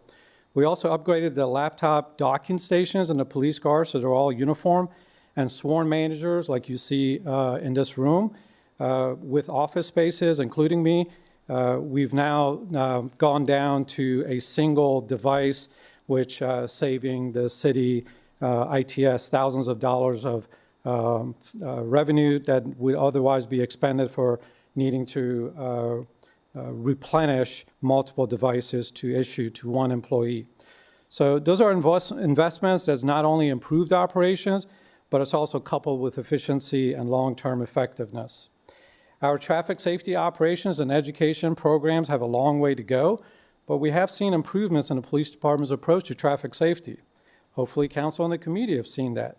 No longer is the case where the department is only focused on traffic stops, but now we've implemented improved data collection, data sharing, improved policy and practice around crash investigations, and have ongoing collaboration with transportation engineers, city planners, community groups to bring about the council's direction of Vision Zero. We're working to implement an electronic traffic citation program to digitize the current system, which will bring both operational and administrative efficiency and effectiveness. We're implementing an automated work scheduling and workforce management solution, which will improve management of minimum staffing requirements that we have in public safety, with many, many other benefits of a modern digital public safety work schedule tool. In the past 2 years, we've added or reinstituted many community engagement programs, with the Community Policing Academy being the most talked about. And I'm happy to report that on Friday, we announced the application period for the second session of the Community Police Academy, which will start in September. And applications being submitted right now are accepted through July 15th. And also, I want to announce tonight that we're rolling out a new prescription drug drop-off box soon, which will be in our lobby, and the community can use year-round, which has shown to save lives. All of these community policing programs are occurring within a centralized community support section, which we created last year to bring together many functions that need to support one another. By doing so, we've also improved supervision ratios, or also referred to as span of control, so that team members doing this important work have the management support they need when they need it. These functions include public safety aides, and I'm happy to announce all those positions are now filled. The traffic safety function, the school resource officer function, community support functions, and special event planning. Finally, your support of the proposed FY27 market rate adjustment for non-exempt sworn staff, these are lieutenants, sergeants, and officers, is critical not only for regional public safety competitiveness, but also retaining the staff we made so much investment in. These accomplishments don't happen without council investment, and we know that these are foundational to the safety of this community, and want to thank council for that. So when we get into the FY27 budget, I want to highlight the budget directions that the department received and used to prepare its upcoming budget. As was the case with other departments and their directors, we went into our budget development process with a fresh, disciplined look at our non-personnel expenses. We built those programs' budgets from the ground up, reviewing major contracts and ultimately making up for some of the FY26 and FY27 contractual increases that had existed. And at the top of the priority list for this year was addressing that competitiveness in the market that's been created in the region, starting back in November when Arlington County Police Department announced that their starting salary was increasing to $90,000 per year, which has resulted in many agencies in our region adjusting their starting salaries. The last time I spoke before council on this topic, I mentioned that we were working with the manager's office on the matter, and our HR director did complete a survey of competitors' police department starting salaries. And with the information available to us, it was obvious that without an adjustment to our current police officer starting salary, we would be less competitive and run serious risk of losing officers to other area agencies. The proposed adjustment has been received positively and demonstrated the support of this council and the community. While there's been progress within the proposed FY27 budget to close police services cost gaps, the police department continues to have immediate personnel and non-personnel needs that have compounded over the years, with council, and while council has asked for me to share that information with you, I'm going to do that here. As mentioned earlier, the negative effects are either in the service delivery bucket or the transparency and accountability bucket. These unmet needs are not the result or effect of a single year budget action. They reflect multiple years of relatively flat budgets while the mentioned policing expectations and complexities have grown. Over time, this has created gaps that will take several budget cycles to get ahead of. In your packets, you have a copy of an internal memorandum titled FY 2027 Unfunded Needs List that coincides with the information on this slide. Within the memo, there are detailed explanations to support the need for each item, so I won't go through each one of them, and so I can leave time for questions at the end of the presentation. But if you'll allow me, I do want to highlight a few items on the list that I see critical to our ability to deliver uninterrupted police services to the community and continue to meet the community's expectations around transparency and accountability. At the top of the list is the status of our fleet. Our fleet situation has reached a dangerous point. Police cars are much more than means of transportation. A police car is one of the most critical tools in our equipment inventory. For a modern police department, police cars serve as a mobile command center, a proactive and protective barrier, prisoner transportation, and primary traffic safety deterrent and crime deterrent. The public safety fleet situation has deteriorated so much that we have operational positions without vehicles, and recent examples have shown the impact is affecting our response and service delivery capacity. While we've taken some strides, more is needed to correct the years of falling behind. And what's required right now is a one-time funding to stabilize this situation, but sustained and centralized public safety fleet funding is required so we don't end up in the same situation we're in now. I cannot overstate the issue on our fleet. Aside from the urgency with the fleet, immediate funding gaps exist with our overtime funding that's defined on page 1 of the memo. The 2 key support staff positions are urgently needed. These are the FOIA/PIO position and the background investigation position. Finally, the technology funding gaps are needed to support transparency and accountability initiatives, to create workload capacity for street officers and detectives, support fire service response readiness, and fulfill data transparency requests from the community and the council. These high priority needs aren't a nice to have. They are a critical need that I'm asking for your help in addressing. I fully appreciate the fiscal and priority challenges that have been discussed during this budget period, and appreciate the challenges this creates for the council and the community. So as I go through this final slide here, I'll reference last year's Probolski Community Survey once again by noting that the respondents rated the maintenance and improvement of police services in the city as a high priority. I believe during my tenure, the council has made police services a priority, and we've discussed the many positive outcomes of those investments, including the lowest crime rate the city has experienced while the city's population has grown. In looking beyond fiscal year 2027, I'm excited to receive the Matrix Consulting Group's final report for our operational review study this summer. I believe it will provide the community with invaluable predictive analysis of near future needs, which we'll need to discuss after the findings are published. As mentioned in the previous slide, the department has gaps in key support functions, which require specialized and often non-sworn support to ensure the business enterprises are maintained and advanced. I'll point out that the civilization position opportunities within the department will also be something that's going to be addressed by the Matrix study. Just as is the case with our sworn police officers, recruitment and retention weaknesses and risks exist within our Emergency Communication Center, which is a high-stress and often thankless profession. I appreciate Council's recognition last week of the Public Safety Telecommunication Appreciation Week. For the fiscal year 2028 budget cycle, I plan to elicit the expertise of HR and finance directors to evaluate a dedicated pay plan for our emergency communication technicians, which will help us stay competitive and consistent with other emergency communication centers. I've already discussed the status of our fleet, so I'll leave that as it's already covered.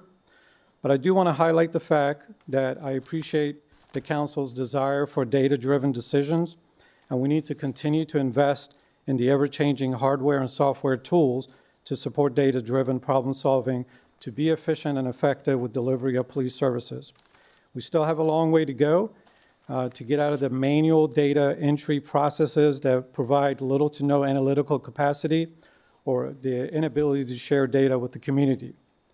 I'll note and thank the city manager for his support in adding the topic of a dedicated public facility to the 10-year CIP schedule. I cannot overemphasize the critical nature of this project for both the safety of the community, our operations, and our staff. We have serious concerns that must be shared with the council and the community. In a recent internal survey, police team members expressed overwhelmingly that they do not believe the current facility effectively supports day-to-day operations. They highlight the inappropriate overlaps of public areas and with what should be secured operational areas. Almost all of them have observed or experienced security concerns in the building and the shared parking lot. Every Saturday and many special events on the City Hall campus, the police department has to relocate vehicles and have limited access to the facility. There aren't enough locker room spaces.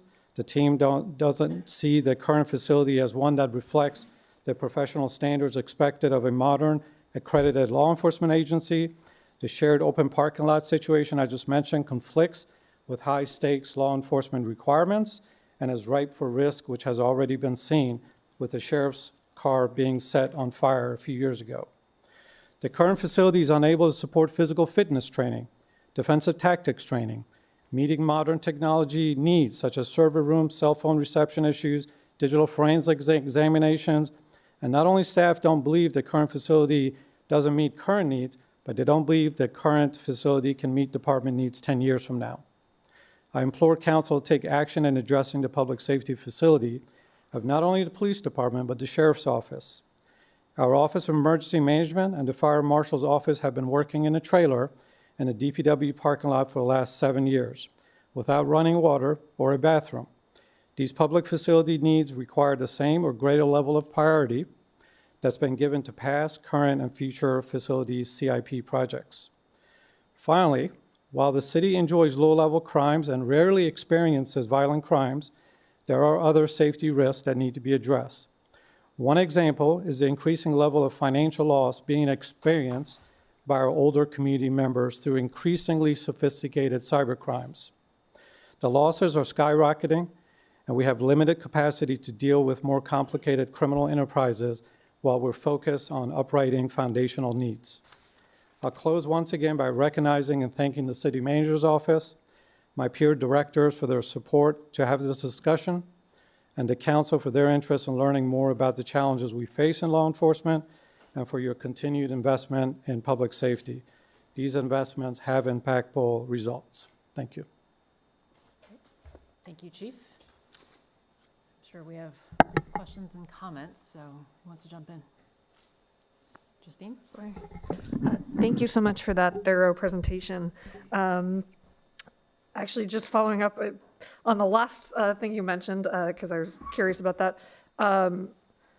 regarding the scams that you mentioned, I would think that that would be something that would be a FBI level issue, but that's something that we handle locally, not at the national level? Well, it's a state, local, and federal level. Okay. So we're the first responders. A lot of these cases are conspiracy cases, and usually one perpetrator has thousands of victims. Yeah. And the reports and the preliminary investigations that we take on sets the framework and the groundwork for the state and federal authorities to be able to link these cases. Gotcha. We do have things that happen physically in the city. So like, for example, I've seen Bitcoin ATM machines start popping up in the city. And we've already had one victim who's victimized by one of those machines. So that's more of a local issue. Okay. So it's really a local, state, and national partnership to address those crimes. Gotcha. And sometimes international as well. Gotcha, okay. So then I have some questions, maybe some of these are directed at other people too. With the pay increases that we're looking at for this budget, has that been factored into the pension payments? And like how, I guess, how does that change your calculations for retirement? For the November 2025 valuation, this was not on the table yet, so we just did the normal assumptions in there. When we do November 2026, we will have to calculate in the salary increase for the police plan and any others. Right now, the current one that's on the table for all other employees is factored in. So Okay. it will adjust the employer contribution for the actuarially determined contribution. But given that we're overfunded, I don't think you'll see a negative impact to the plan or an actual impact to the operating budget. Okay, but it could be something that we see in future years, just, Yeah, I mean, we it- happen to be overfunded right now, but, Yeah, and it That's not- feeds in, it'll be smoothed in, so every year it'll be updated. okay, But it could based on investments up and down. right, Good okay. question. But, so for right now, there wouldn't be an increase to contributions from the employer, Correct, there would not be an immediate impact. okay? But I guess still, so that's something that we would need to keep an eye on in the future. I was curious, so yeah, I was looking at, in the budget Q&A, we had a list of entry-level positions for the different starting salaries in the region. Arlington's is incredibly high. I mean, that is a major jump. So what happened in Arlington? And, because it looks like we now match pretty much, I was looking at the list, we're in the same general ballpark, maybe slightly above some of our neighboring jurisdictions. Do we know if they're increasing their salaries even more, or this is like what they're looking at for FY '27? And then, yeah, why is Arlington so out of sync with the rest of the region? It's a good question. I think part of it is the attrition that they've had and the gaps they have in their vacancies, and this is a means to try to improve their recruitment and application numbers. Part of it is around collective bargaining. Some of the agencies that you see on that list have CBAs. Some of the agencies or jurisdictions have different abilities to adjust. So I think it's a varied issue there. What's not on that list is also a competitiveness issue for us, is uniform federal services.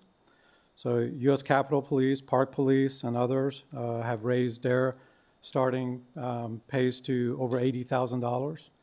My former agency has lost a number of officers to Park Police, for example. Huge signing on bonuses that we don't offer, anywhere between $25,000 to $75,000, depending on the different agencies. So yeah, it's very much a competitiveness issue. That starting salary is really just one aspect of the conversation there. Interesting. Do we have any, would you say that we have any advantages here just because we are, I don't know, I would like to think like we're the little city, we're like a nice jurisdiction to work in. Would you say we have any competitive advantages just because of the setup of Falls Church City versus, let's say, Arlington, which I don't know, you might not have as close. I don't know how Arlington or Alexandria work, but where maybe you don't have as close knit of a police force or a community. No, I mean, it's not just the pay, right? Yeah. The culture that I talked about earlier in my presentation, I think that's a huge, I called it a secret sauce, right? There are a lot of studies. One just came out from National Policing Institute about how much of our recruitment and hiring challenges have to do with retention. How much of that culture contributes to that retention. So I can't speak for other agencies. All I can say that A lot of our officers like working here because of our culture, and they're our biggest recruiters. So the few cross-jurisdictional recruits that we've had, they're not because we're spending a lot of money marketing, they're our own officers recruiting them. So the starting salary is important, right? Because the gap, you mentioned Arlington, it just becomes so huge that an officer that's been here for 5 years may be making less than an officer going into the academy at Arlington. So none of our officers expect to make that much, but they expect to be somewhere in the ballpark, as the HR director has studied that. So yeah, our culture, the community, whenever I interview an applicant, I brag about our community, and I note that there isn't a week that doesn't go by that somebody doesn't drop off some food for us, right? The mayor showed that tonight with the cupcakes, right? That happens all the time in the police department. Gifts. So the community, the support we have, council support, everything that goes into it, I think contributes to it. Great. You mentioned retention rates. Do you have information on like our retention rates, what they've been over the past few years, and then also what you expect them to be going forward versus, I guess Arlington was struggling with retention, and Alexandria and some of the other jurisdictions were too. Yeah, the last time I spoke to council, I noted that over the period that I've been here, 2 years, we lost 16 officers and we hired 16 officers, or 16 employees. That includes not just officers. But at the same time, we're growing the department. I mentioned the 5 additional positions. So right now, we're nearly fully staffed. I have 1 police officer position and multiple applicants in their final hiring stages. We only have 2 non-sworn positions open, and one of them we've already extended a final offer to. So we're doing really, really well. The last time I think I spoke to council, we had a lot more vacancies. But over the last few months, there's been a lot of work by this team to make sure that we fill those positions. But again, that culture, attrition, we have a lot of internal conversations about doing everything we can so that we can keep our valuable team members. Do you feel like, I guess, so we stand, I'm looking at the numbers now. Actually, another question related to the region. Do you know if that, like, especially for Arlington, if that, like, oh my gosh, the 25% raise, was that across the board? So what we're looking at here is entry-level positions. Do you know if they was it simply to get the entry-level officers, or did they raise salaries from middle to high-level officers as well? And then what are we doing in comparison to what Arlington's doing? Yeah.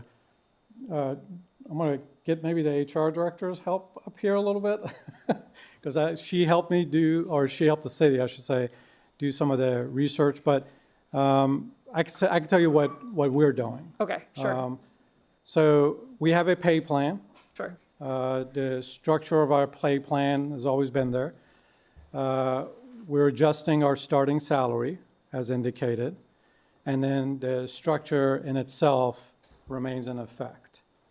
So that goes, and that pay plan, we're making those adjustments, the market rate adjustments for our non-exempt sworn employees. So those are lieutenants and below. Okay. And so Arlington is also addressing non-entry level police officers at a higher rate. We didn't do that analysis because we don't feel at this point that that's a most direct competitive issue that we need to be concerned about. Arlington made a very decisive decision to be the pay leader. And so they don't want to have competition for their entry-level officers. And it is impacting on the federal side as well, like Capitol Police, DC, are all experiencing this. In addition, I think it was also mentioned, they're going to be offering a $25,000 hiring bonus. So we didn't get into that aspect of it. We strictly looked at where we could adjust our salary and still be competitive without necessarily matching. Okay, gotcha. And so I guess from your perspective, you feel comfortable where so we're slightly above Alexandria. I'm just looking. City of Fairfax is still pretty low. I'm just looking at the slide that's on the screen right now on your computer. Thank you. So we're slightly above. I guess we're not above Herndon, but we're slightly above the other jurisdictions except for Arlington, but not by much. And you feel like that's a, I guess, steady place to be able to attract police officers Yes. at entry level. Yes. I do want to mention, based on the collective bargaining agreements, Arlington's expires June 2026, so we don't know how that will impact the salary.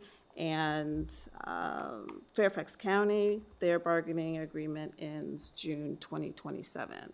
So more than likely, there will be another review along salary. How much, if any, will they need to adjust? I don't know. Okay. But for where we are now, I think we're much more competitively placed. That FY '27 salary that you referenced, that is where these jurisdictions are going to be effective July 1. Gotcha, okay. And so I just want to make sure that my understanding, so again, this is for entry-level positions, which is where the biggest increase is for all jurisdictions. Is that correct? Versus like higher ranking officials? Correct. Okay. But in Arlington, there were increases across the board, just. Yes. Okay. And so we're somewhat matching what Arlington's doing, but not quite. What we are doing is changing the entry level of police officer 1. Okay. And what that's going to do for the plan itself, it's going to have to shift Everybody else. increases throughout. Gotcha, And so okay. we kept the model the same, so a 3% increase for each step. But if we're increasing the first step to 76, then the next PO2 has to increase proportionally as well. And between grades, there's a 5% increase. So we stayed with the structure, Okay. but the compensation changed. Gotcha, okay, that makes a lot more, thank you for clarifying that. And I think I might have more questions, but I will pass up my time. Thank you so much for going into detail about that. Aaron? I'm gonna pick up where Justine left off. So the overall budget effect that we see this year with the entry-level salaries, that recalibration is captured through the salary scale. Yes. Okay. Great. And then there are other, I'm going to kind of tick through a number of items just so that I feel like I can better, like, you have a lot of information here, and then also just like a framework or a plan of attack, so to speak, in terms of various unmet personnel and non-personnel needs. And I also want to thank you, for being here, and for the city manager putting this on this schedule. I know that we, wanted visibility into the police and public safety budget, and so appreciate, the presentation, even though I know that you came up with, your budget and did it through a collaborative process. But, we obviously want to see what the police department, in your judgment, has as sort of unmet needs or what you feel are critical needs. On the accreditation point, it seems like we're on a path to accreditation, so thank you for your work with that. What is the relationship between accreditation and sort of what you view as unmet needs?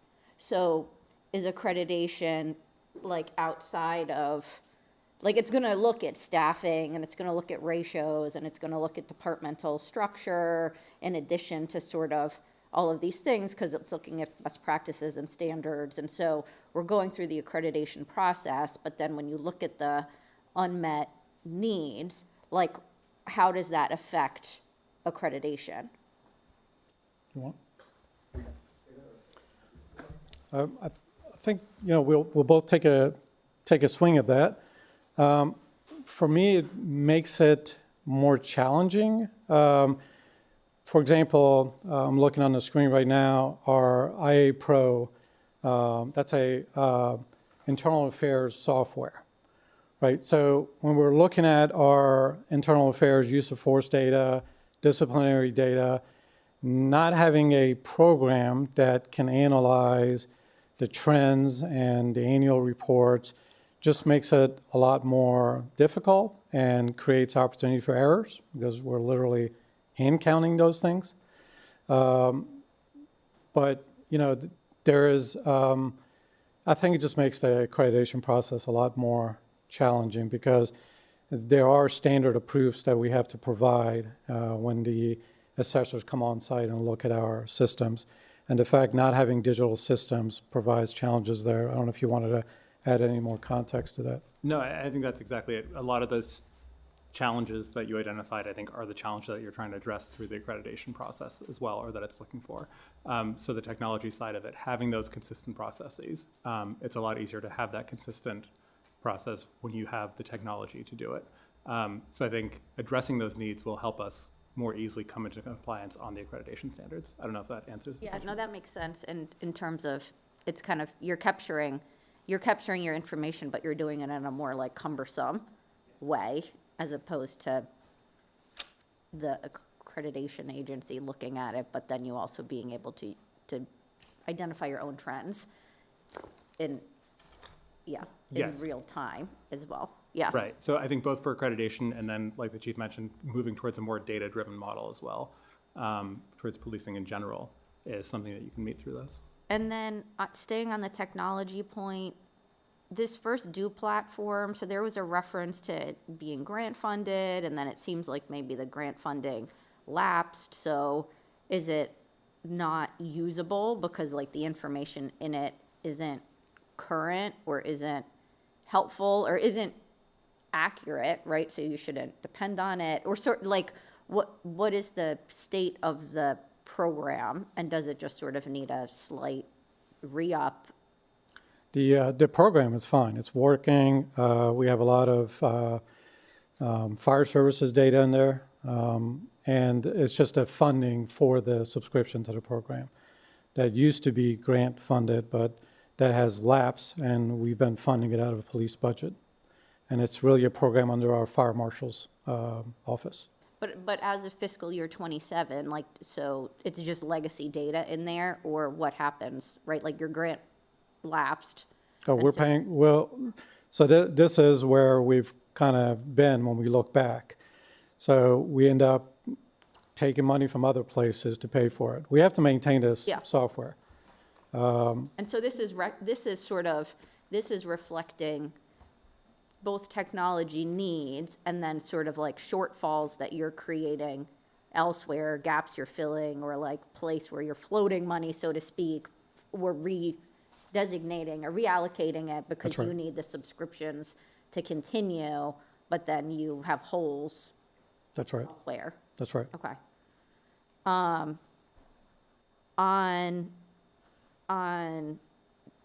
the facilities, so I noticed in the CIP, and it may be a city manager's question, we decoupled, right, for the first time seemingly in the 10-year outlook, the property yard from the police facilities.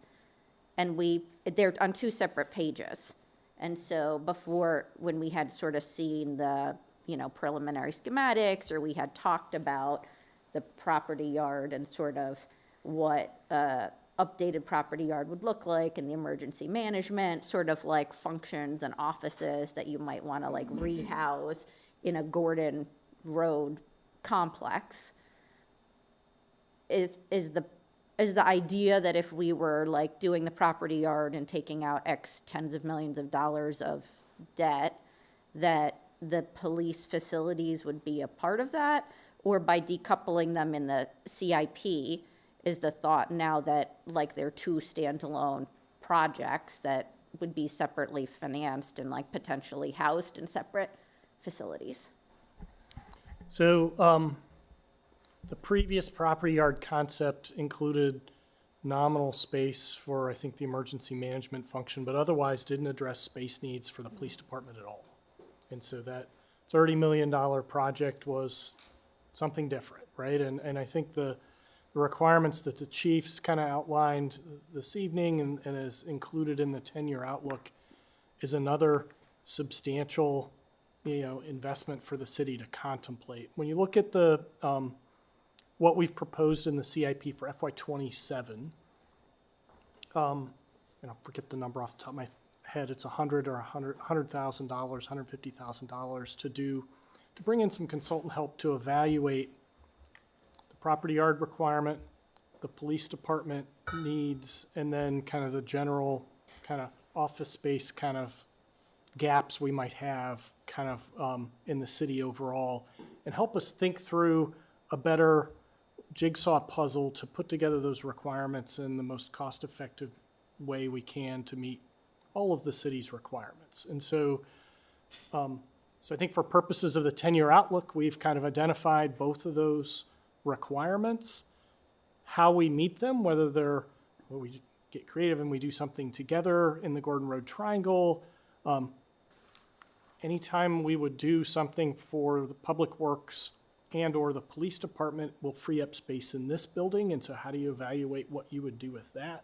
I think those are some of the things, like we want to spend some time and have a more thoughtful, integrated approach to bring back to council in a future fiscal year, whether we have that in time for FY '28 or FY '29. Okay, so it's, the additional page is because it's reflecting sort of more fulsome needs that may have previously been sort of captured in the property yard concept itself, but the 2 pages don't necessarily mean they're decoupled versus, so, Correct. yeah, You okay, got it. Yep. I guess I will say, it's the first time I've heard so bluntly Yeah. that we don't think our police station is meeting current needs or future needs. I think we've always thought about needing to invest in the yard and then to take care of the emergency operations, but hearing, what Chief Farr just said is pretty concerning.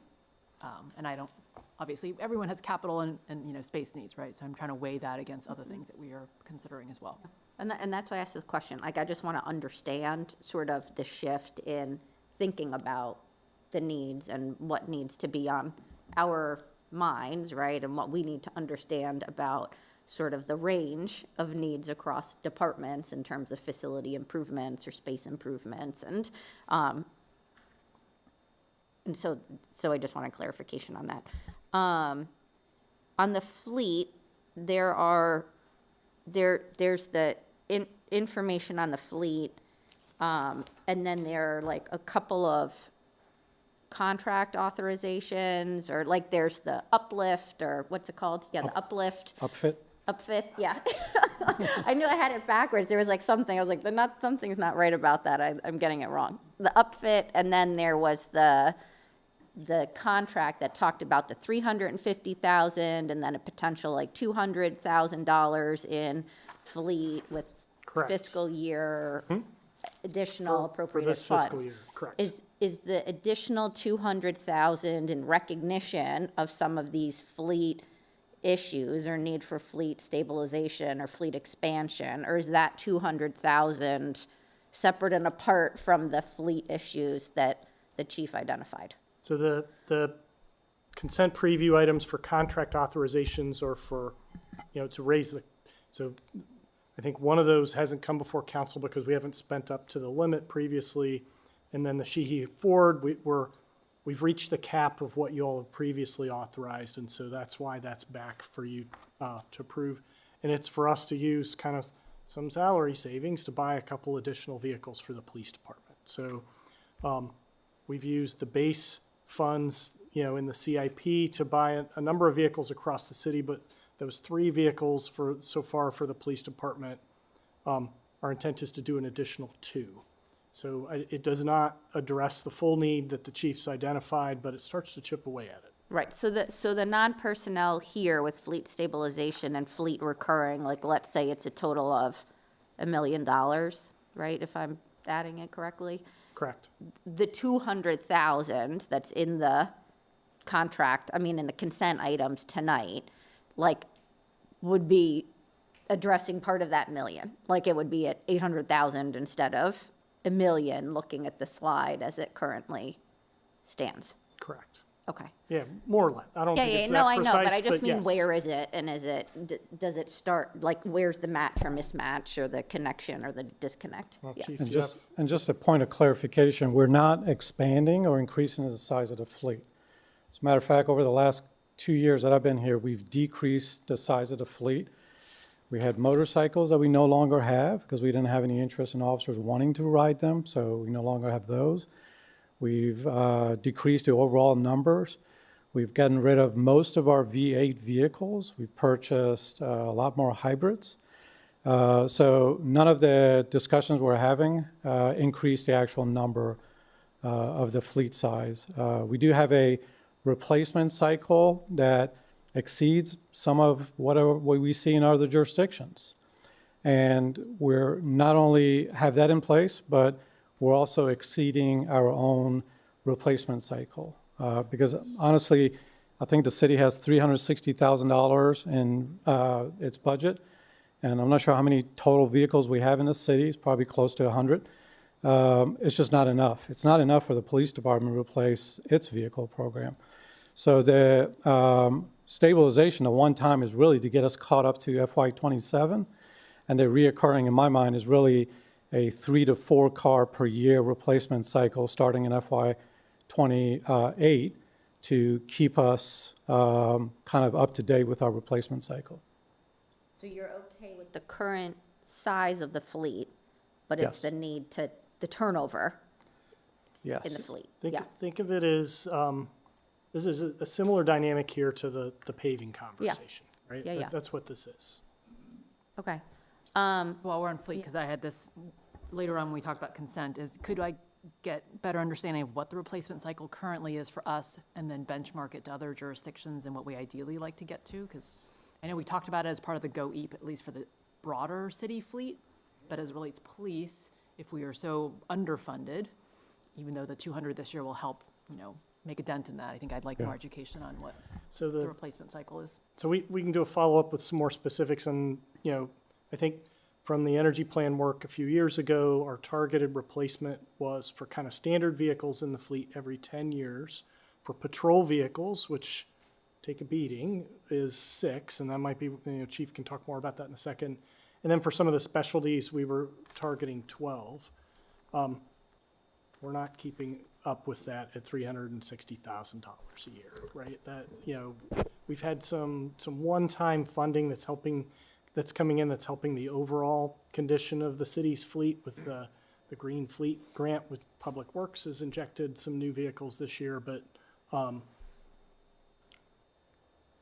the 360,000's short of being able to kind of meet that replacement cycle.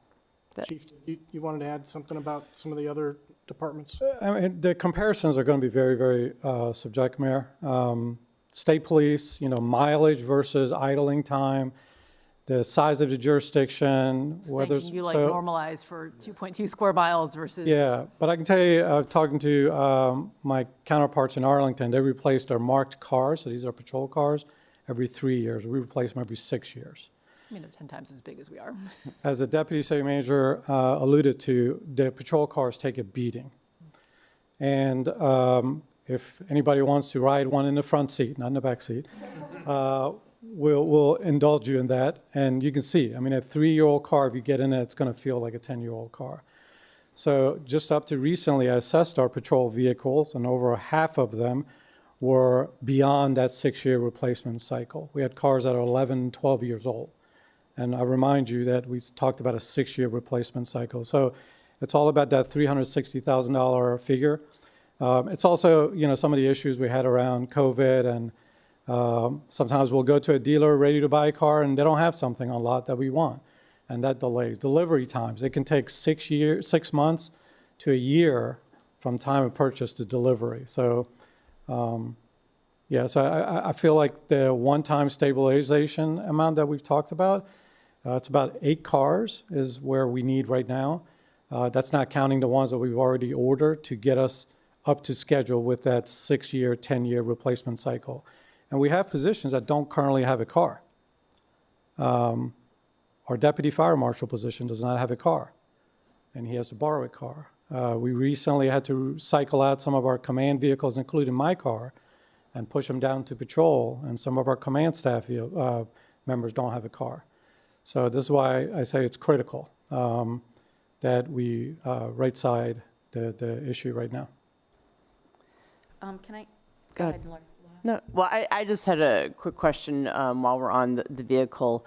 You know, when I was on school board, we always used year-end money, one-time money, to replace 2 school buses a year, you know. And so is that something that we could look to if we needed to, you know, if your budget, you know, salary vacancies, what have you, isn't covering it? I mean, that's something that we could look at, right, in terms of one-time revenue at the end of the I can year. tell you, we have done that within my budget. Last year, we used salary saving in the year to buy a replacement car for our K-9. And that vehicle just got here. We ordered it last July.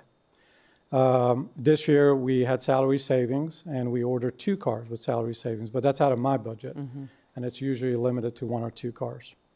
So I think, you know, I'm speak for I mean, you know, when that time comes at the end of the fiscal year and we are looking at, you know, one-time revenue, just communicate with, you know, through the city manager and what, you know, if you know, we could consider something, even if it's, you know, 1 vehicle, but if you, like I said, if it's just chipping away at it, and I know the schools always do every year to try to do those 2 so they can keep moving it through. And so I think just communicate with us when that time comes. We will. Thank you. And Andy, then on the,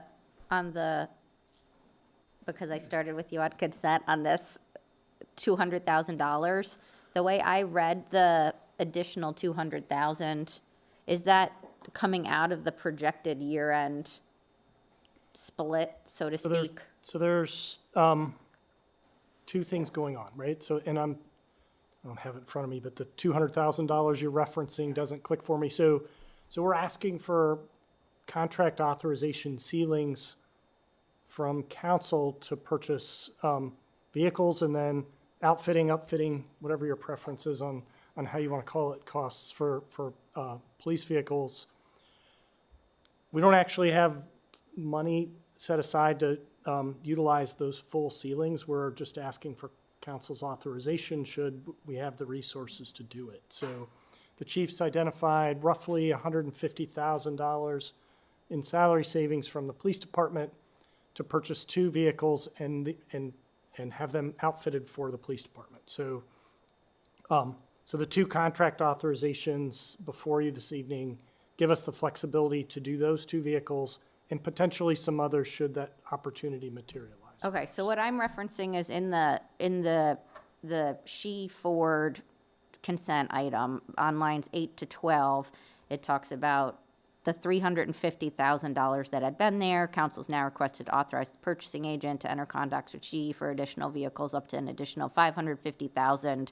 So that's where I'm talking about that additional $200,000 using any remaining fiscal year 26 appropriated operations fund. So what we're saying, that $200,000 is the vacancy or department savings that you've identified, and the $200,000, like if there were $600,000 left and $300,000 of it went to general government in a revenue split, you're not talking about 200 of those $300,000 already being spoken for. You're talking about 200,000 within the current police budget, and then if there were end-of-year surplus funds, we could, among other items, determine if we were going to then do another fleet as part of that. So this gets into I think the challenge we're trying to work through on these council contract authorizations, right? Because we're not actually asking for an appropriation of $200,000 from you all. It's money we've already got. I think for the 2, the specific numbers won't be exact, but I think the cars, the Ford Explorers cost roughly $50,000 a piece to buy. So we're intending to buy 2 of those now. And we would have ceiling left on the contract should we get to June and have additional resources in the city to purchase up to 2 more. So the ceiling's a little higher. So right now, like, we've got 2 vehicles, I think, reserved. You find them at the lot, like the chief was referencing, and they'll hold them for 30 days. And so it's like, oh, great, we've got 2 vehicles, they're reserved to give it to us. Now we've got to come back to council and go through this process. And so we're trying to leap ahead to get the authorization out of the way so we can potentially do 2 more later. So the $200,000, right now, on this particular contract, we're probably only intending to spend 100 of that. Does that make any sense? I'll move on to my last question, which is on the interaction between the multi-year initiative, Chief, that you talk about in terms of these are the unfunded needs and, you know, your recommendation would, that we would think about multi-year, how do we address this? Because like, where are we going to find $1.8 million in 1 year to address them? And what is the relationship between that and sort of fiscal year 27 unmet needs and this operational assessment? So you get the operational assessment essentially like day 1 of fiscal year 27, but if you're not sort of predicting beyond your current budget, then it becomes a fiscal year 28 conversation. And we know from fiscal year like 25, we talked about staffing and rolling it to 26, and now we're in 27, and then we're in 28, and we still don't have officers we potentially identified as needing a few years ago. And fiscal year 28, we're talking about other needs, including IT needs, right? And so when you think about what you anticipate from that operational assessment, and you know from sort of professional judgment and expertise what you ideally would have in fiscal year 27, when we talk about the assessment, I'm guessing that you're not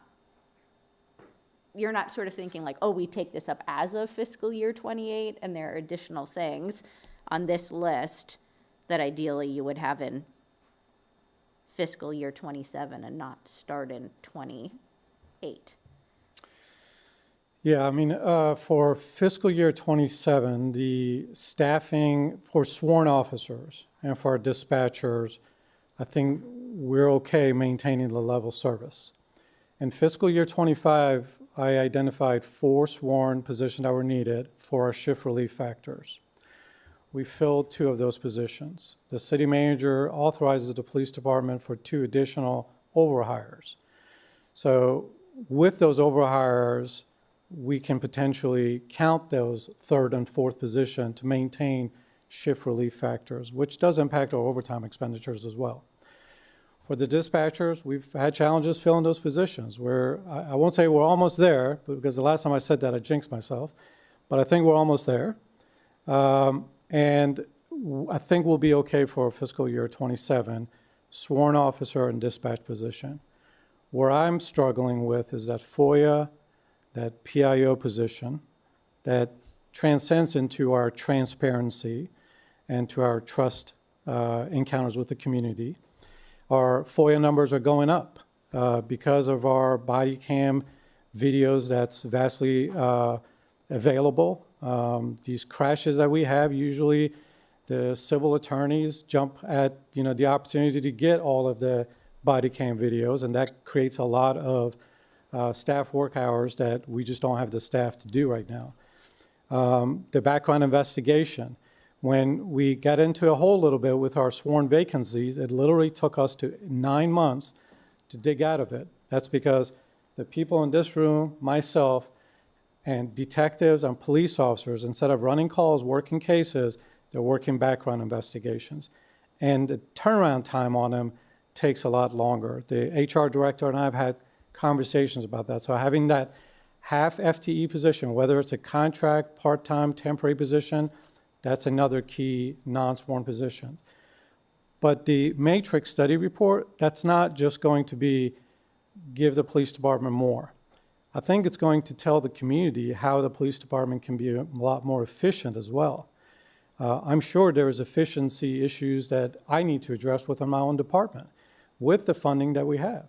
So I think that'll just kind of, as we're going into FY27 and start the FY28 budget, as I said, I want to look at a pay scale opportunity for the dispatchers to give them some predictivity for their career path and their pay. but also we'll have some efficiency opportunity recommendations coming from the matrix study. I guess I had a little, because I had a similar question as Aaron, is when I looked at this slide, is knowing that you're going to have kind of your staffing study that might tell you efficiencies or, pluses that you need to add to the organization, like how much of slide 14 makes sense, or what part of slide 14 makes sense as a really unfunded need versus just waiting for the results of it this summer and then thinking more holistically what that multi-year plan is to plus or subtract from things, right? So everything in the non-personnel side of that slide is an immediate need. On the personnel side, that FOIA PIO officer and that background investigator position are top of the list for me. Now, look, we've done without them for so many years, and there's risks, right? So if everything stays the same, maybe the risk won't expose itself. But if we have something happen and we have a number of officers leave at once or retire, the risk with falling back in a hole with background investigation is going to present itself. The FOIA PIO coordinator position is not going away. I mean, that workload just keeps getting more and more and more. We talked about the scams, right? Our reactiveness to be able to communicate with the public is dependent on that position. The city has a communication office, but we're not the only department. There's emergency communication needs that need to happen urgently. And having that round-the-clock PIO, resource falls within that position. So those two positions, PIO, FOIA position, and the background investigator and everything on the non-personnel side, for me, that's not really based, that's not going to be nothing that's going to come out of the matrix study that's going to say you're not going to need those things. Matter of fact, under the technology umbrella there, the community onlining report, I would guess Matrix is probably going to highlight that because our community right now don't have the ability to report crime online like a lot of jurisdictions have. So the ability for the community to do that relieves our officers of having to go to someone's address and relieves that workload and expands their ability to dedicate that workload to more proactive policing, community policing, and other things that this study is going to talk about. Laura, did you have something? Yeah, just quickly, ballpark, for those two positions, what would that be? Just ballpark. So it's in the memo. Because the background is a 0.5, right? So the public information FOIA coordinator, we estimated at $120,000. Okay. The part-time background coordinator, we estimated at $50,000. That doesn't have to be a benefit position. It could be a temporary part-time or contracted position. Thank you. Aaron, were you done? Yeah, thank you. Art?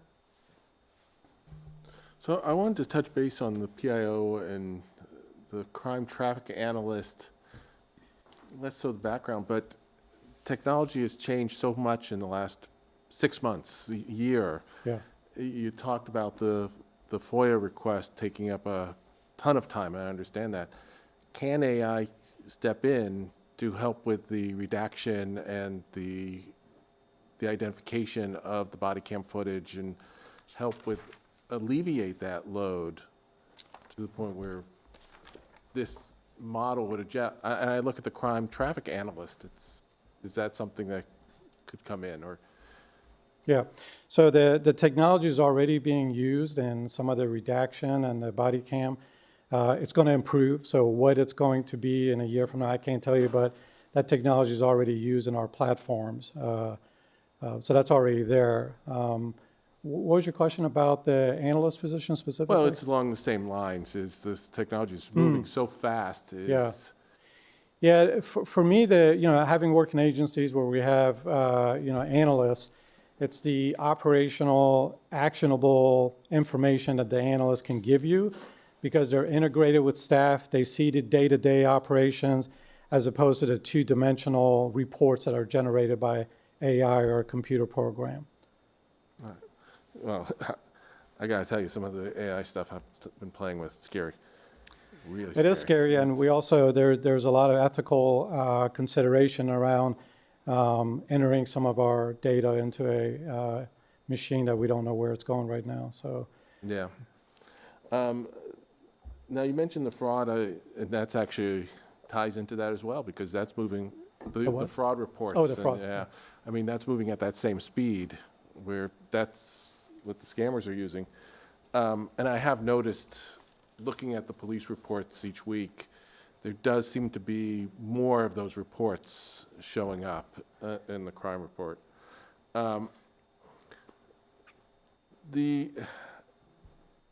Just want to jump back real quick to the step increases and the increase in the salaries. You mentioned that we're using a 3% steps, we're using a 5% for, so where does that compare to our neighbors? Are they also 3% in steps, 5% when you're promoted? Are we, higher starting salary, but they're at 2? What do we know? What percentages they're using within each step, but when they are granting increases, it's usually one step increase. What that percentage is, I'm not sure. So we don't know if the starting salary may be really high, but it might be progressing slower. We just don't know. Correct. All right. Well, that's something we can look into. That would be interesting to know. Those were the big things I had, really. Okay. Who else has questions, comments for public safety? Go ahead. Yep.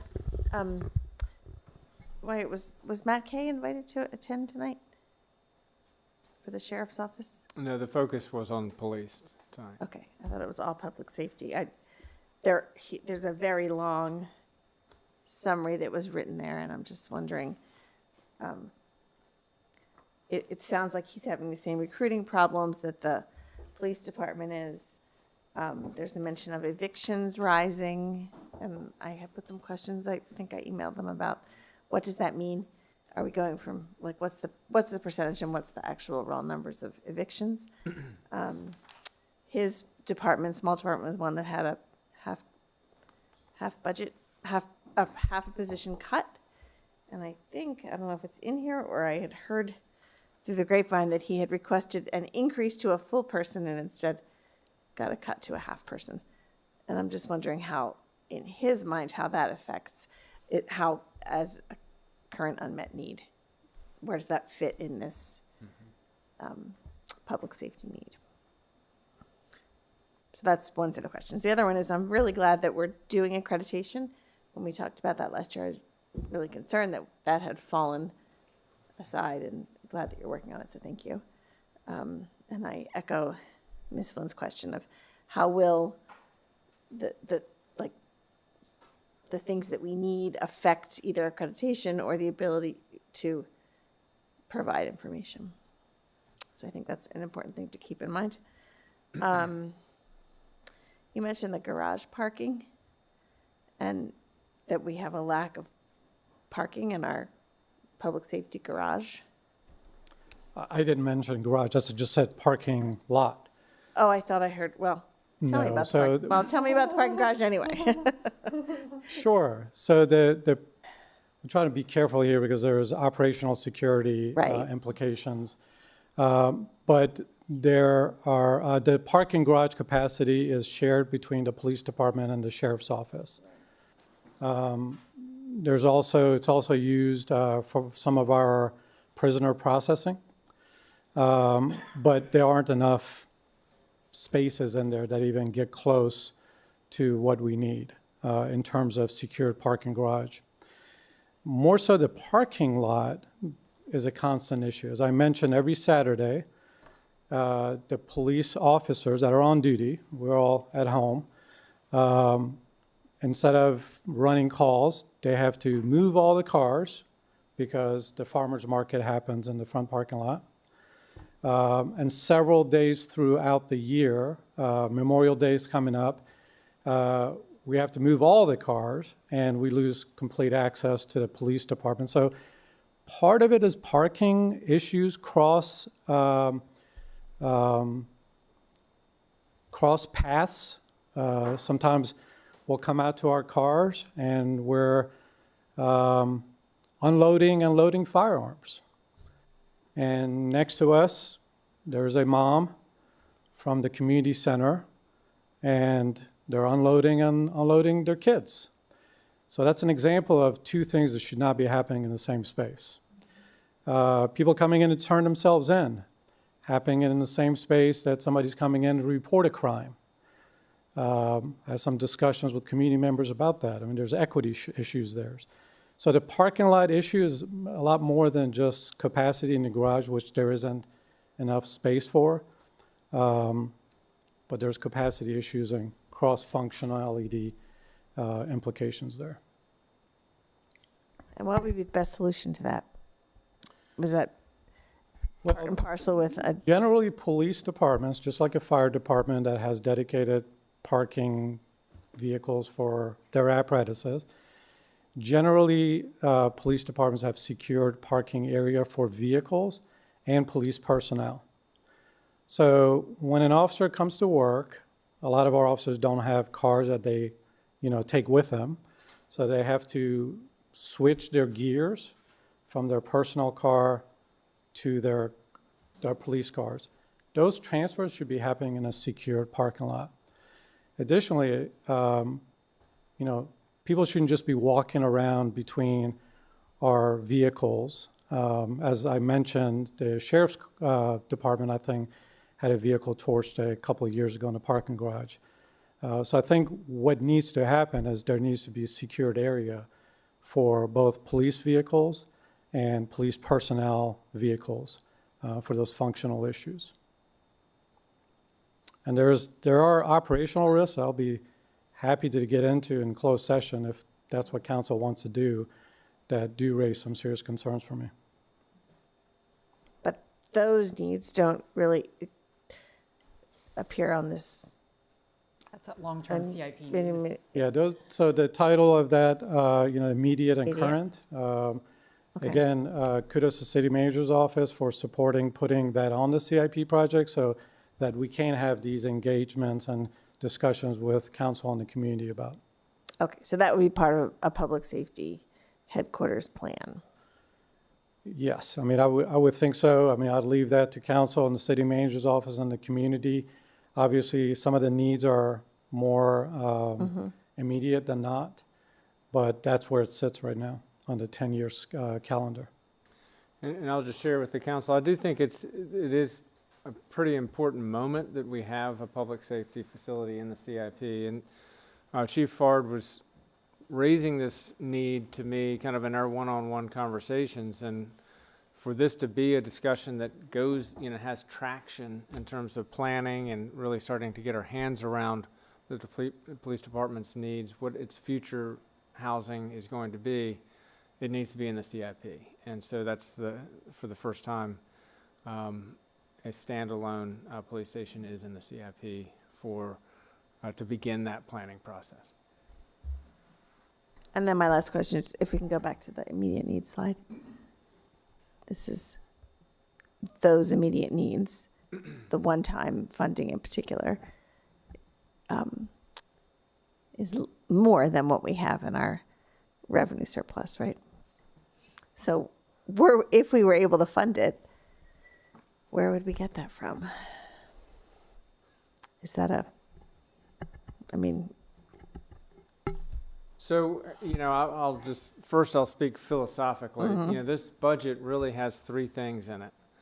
It has compensation for staff, it meets the interjurisdictional contracts, and it has the police supplemental. Those are kind of the three things that are funded in this budget. And everything else was no. And so that's why you're hearing in this budget cycle so much about things that we're struggling with. And that is kind of because of the unique high costs of our contracted obligations. So that's 650. If we don't have 650, it's not an all or nothing. It'd be great to get you the 8 vehicles, but if we could only find the money for 5, we could do 5. And you'd still be short. You still wouldn't have the other 3, but it's not a you must get all 8 or 0. It's, No, you'd like it's- all 8, I know. Sure, I think we can make whatever the council and city manager's office can work. Again, there's risks with everything, right? So the implications of an aging fleet is a lot of our officers, again, on duty, I mentioned on farmer's market, we spend a lot of time shuttling these cars back and forth to repair shops because an 11-year-old police car is constantly breaking down. We recently had to bring in a vendor to recalibrate hardwired radar units in some of our patrol cars. And a vendor comes on site, we pull these cars off service, and they recalibrate the radar for traffic enforcement. Out of 5 cars, 3 of them weren't available because they were in repair shops, and we had to bring the vendor back. So there's all these, so yeah, we can make 5 work, we can make whatever work, but the risks are still present, and we should do as much as we can.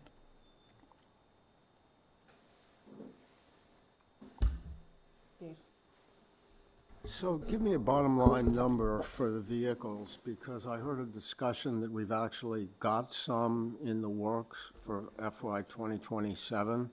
So is the net number for the vehicles that we need in FY 2027 that is not budgeted, is that the 650,000?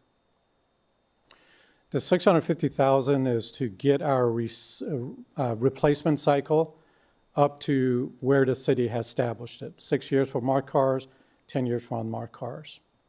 So we have right now 8 cars beyond what we've already ordered, beyond the salary savings that we talked about. We have 8 cars that are either at or beyond a replacement cycle. Moving forward, so that's the stabilization one time. Moving forward, this cycle, based on the age of the fleet, 6 years, 10 years, it's about 3 to 4 cars per year, and that's the 350. The entire city budget for all of its vehicles, 360. So what I would ask is that the police department's replacement cycle get funded, wherever that money sits, so that a car is due to replace on the 6th year, 6 years old, the money's there, and we're not spending so much time trying to scrounge up, money to replace that car. So hopefully that answers your question. Yeah, actually, it confused me more. Oh, I'm sorry. Sorry. I don't want to prolong this discussion, but I'm trying to, we need to do an FY 2027 budget. We've got stuff to balance. Everybody knows that. But I'm trying to figure out what do we have to do in 2027 over and above what is in the city manager's budget? Is it $650,000? Is it $350,000? What is it? Do we have that number right now, or should we get back with it? Sounds like maybe we need to get back to you on that. Okay, helpful. Yep. That's my one question. The other questions were asked on personnel-related issues. Thanks. I think everyone's gone. Okay, thank you. I have a few as well.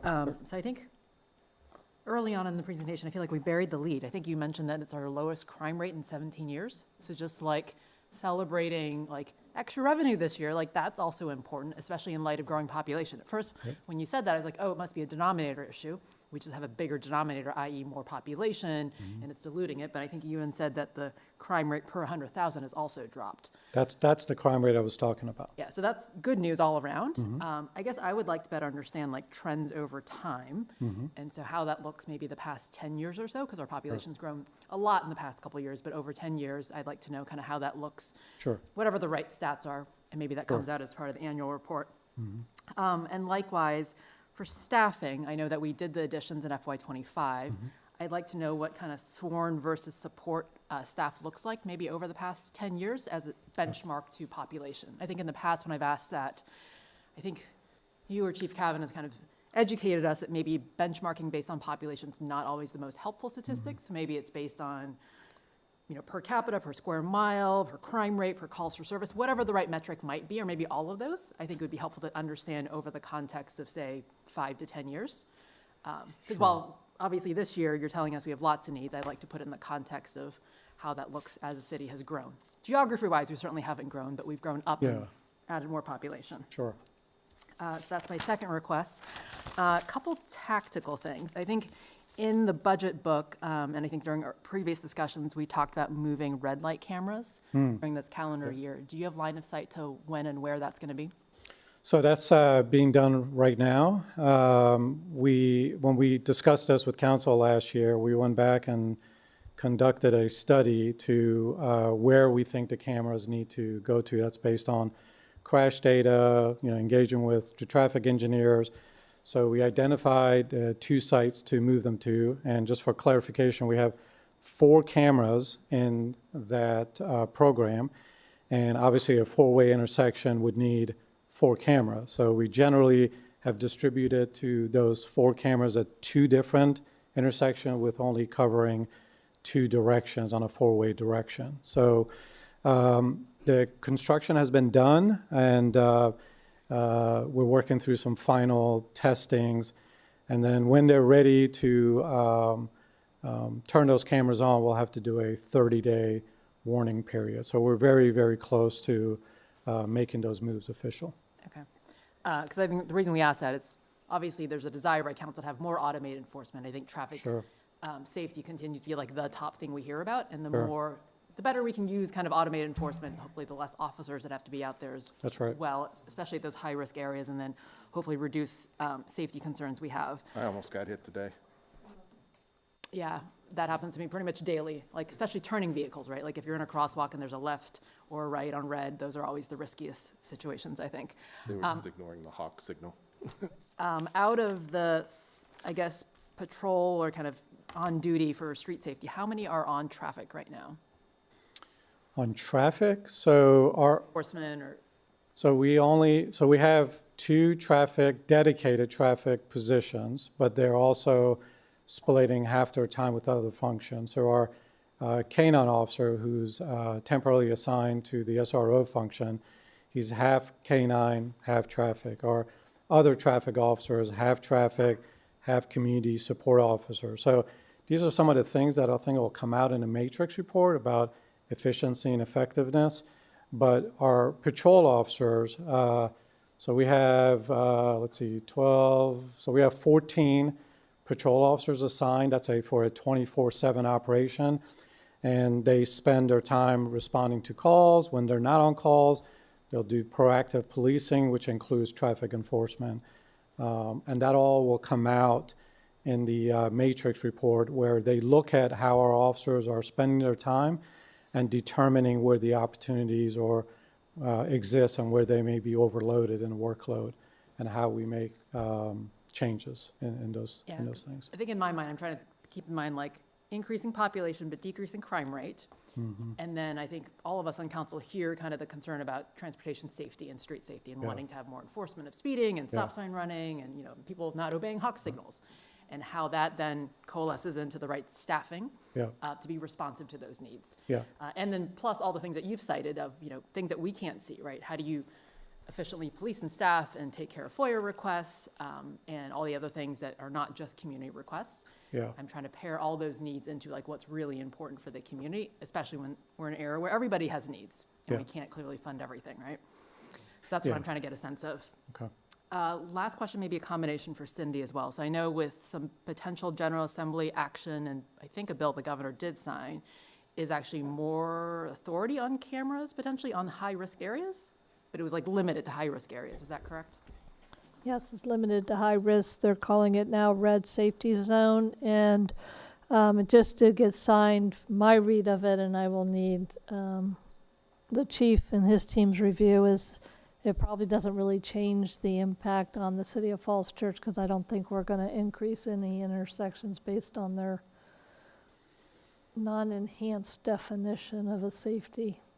Yeah, from what I've for the seen, fall. obviously, we'll see what the final outcome on the General Assembly is, but I haven't seen anything that's going to give us any greater capacity with photo enforcement for our city. Okay.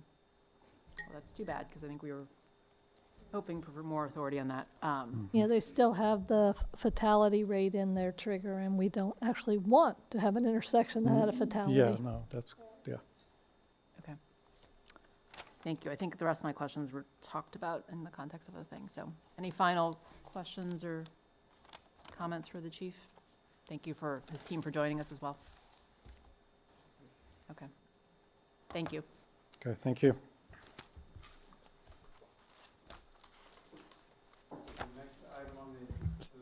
So the next item on the agenda, then we'll turn it over to Sharon Gibson, our HR director, and what is What? Yeah. Did we, I think we need to go back to the we'll school. go back to the school thing before we okay? Talk to- big picture. Yeah. I mean, we're 2 weeks till markup, so probably a good check-in point.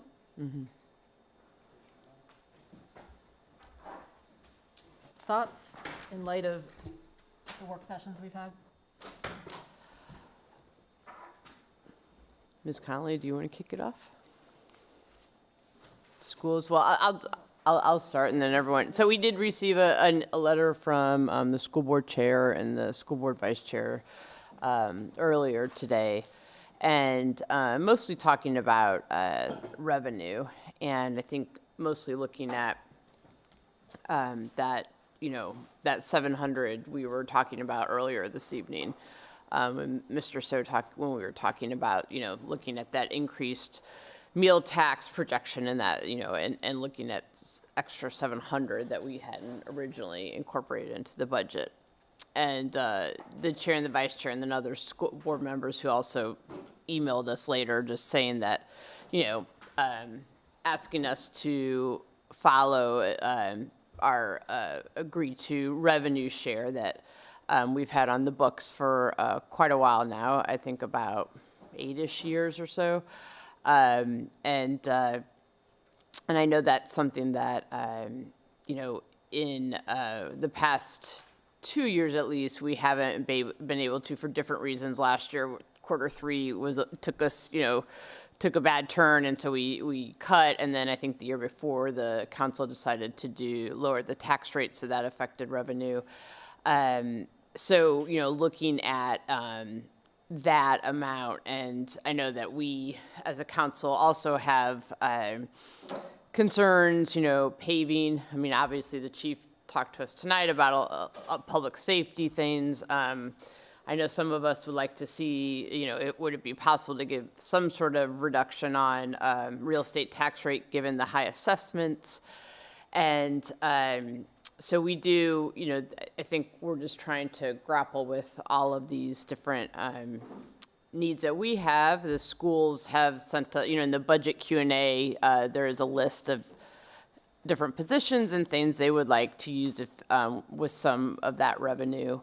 And I think, I'm just trying to talk about both sides. I know that many of us have spoken with our school board colleagues over the past couple days. And so, really, I think some of us, come from the perspective of they were fully staffed a year ago with the expectation that 150 more students were coming, and those 150 students didn't show up. And so in terms of staffing, one would think that they're pretty well staffed. And that's why they followed up, I think, in the budget Q&A with providing us with areas that they still, of need that they feel like they still have. Question 56. Yeah. In budget Q&A, so thank you for that additional detail. Yeah.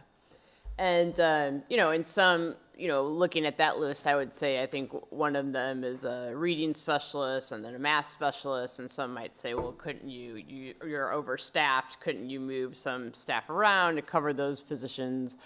So I think there's, a lot of, on both sides, give and take. And so I would just throw that out there. We have had the agreement in the budget revenue, the revenue sharing agreement in place. I think it's for another time, maybe not right now, but maybe after we get through this budget season, talking about could we come up with agreement that's a little bit more flexible. There are going to be years that the city council needs money for paving or for whatever, and then there might be a year where, oh my gosh, the schools did have 150 kids show up and they need more revenue that year. So I just feel like it needs to be a little bit, maybe some flexibility, but the schools did find some money to cut. They came in and with a higher ask and, went back to the drawing board and did make some cuts.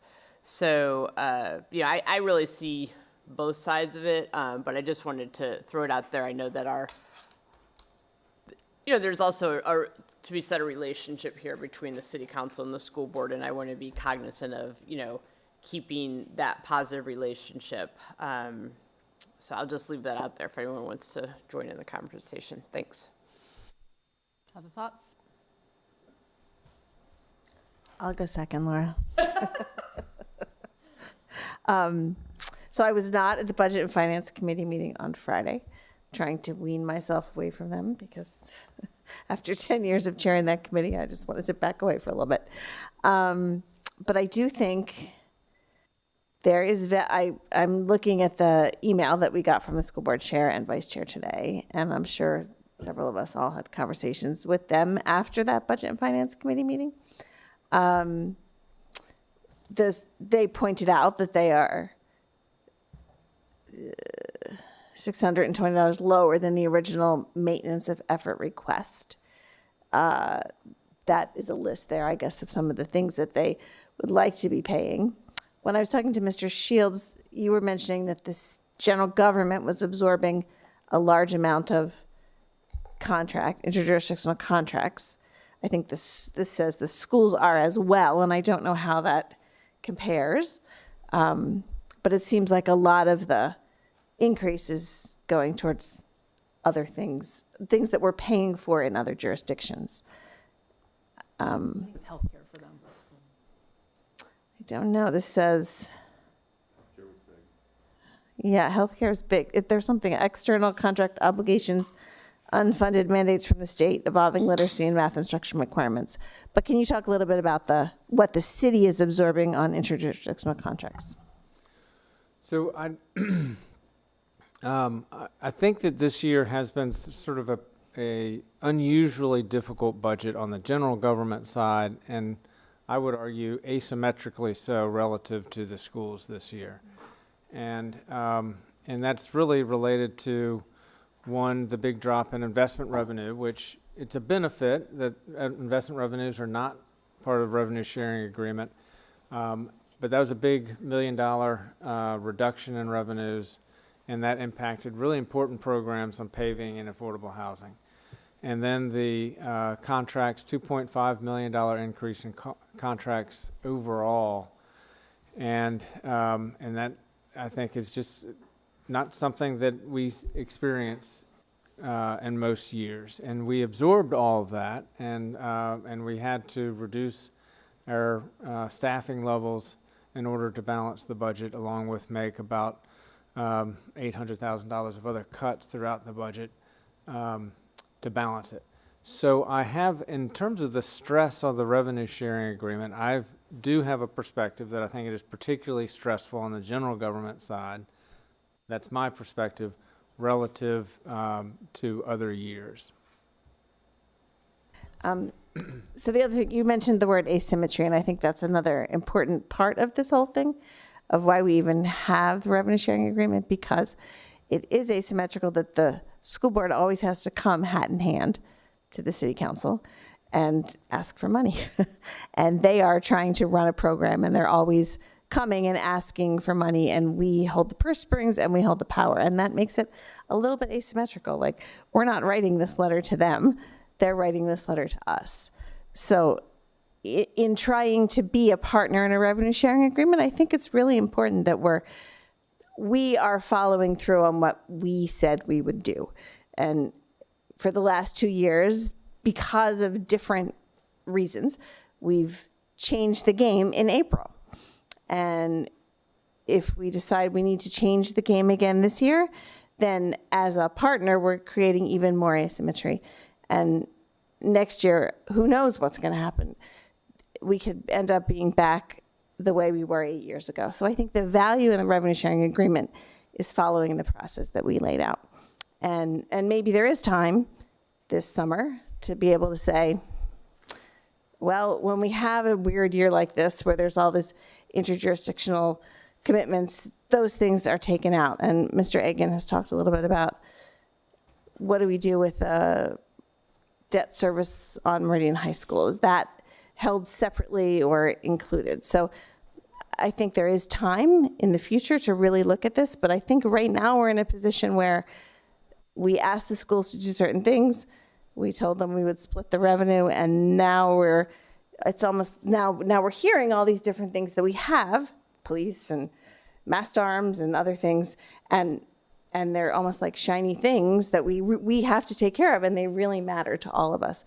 But I think we can't forget that funding the school budget also really matters to all of us and really matters to the people who elected us and elected them. So it's a really tough situation, but I would advocate that we should follow the traditional revenue sharing agreement with this additional projected revenue, and then make a commitment with the school board that we're seeing that every single salary year has its own little special tweak, and we really need to be more alert to that. And thank you. And I was just corrected by a school board member that they did indeed cut from the budget the teacher positions that have been added for enrollment from this budget.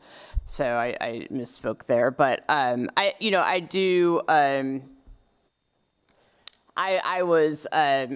Ms. Connolly and I were talking about this today. So when I was president of the elementary PTA, it was Dr. Noonan's first year, and that was prior to the revenue share.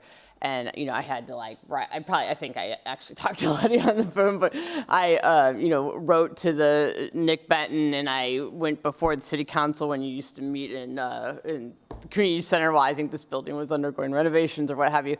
So I remember those days of having to, advocate. And so I'm really, and I've told my school board colleagues this as well, I'm torn because I do feel we should be good partners and follow that revenue share. But then I also, something like paving, I do feel like that's a public infrastructure that, again, the schools benefit from having our roads repaired, and their school buses,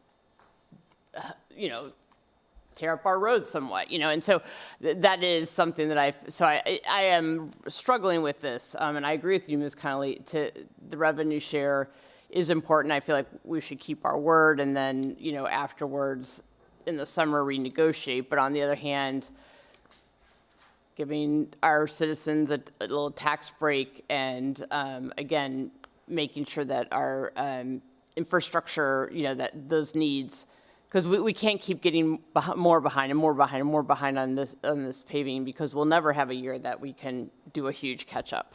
So we've got to keep chipping away at it. So I really, I'm not adding to, I'm just wavering very clearly because I'm conflicted. Thanks. Other thoughts? Aaron? No, you go ahead. That's fine, you're out.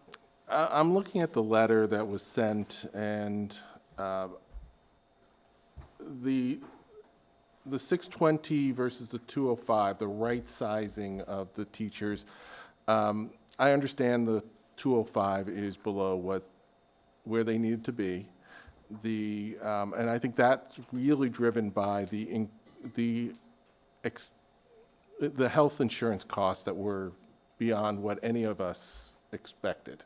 We see the same on general government, and we absorb that. Yes. Yeah.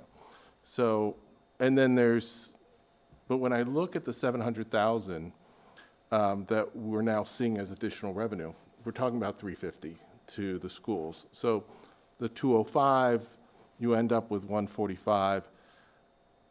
I would say it's not that much.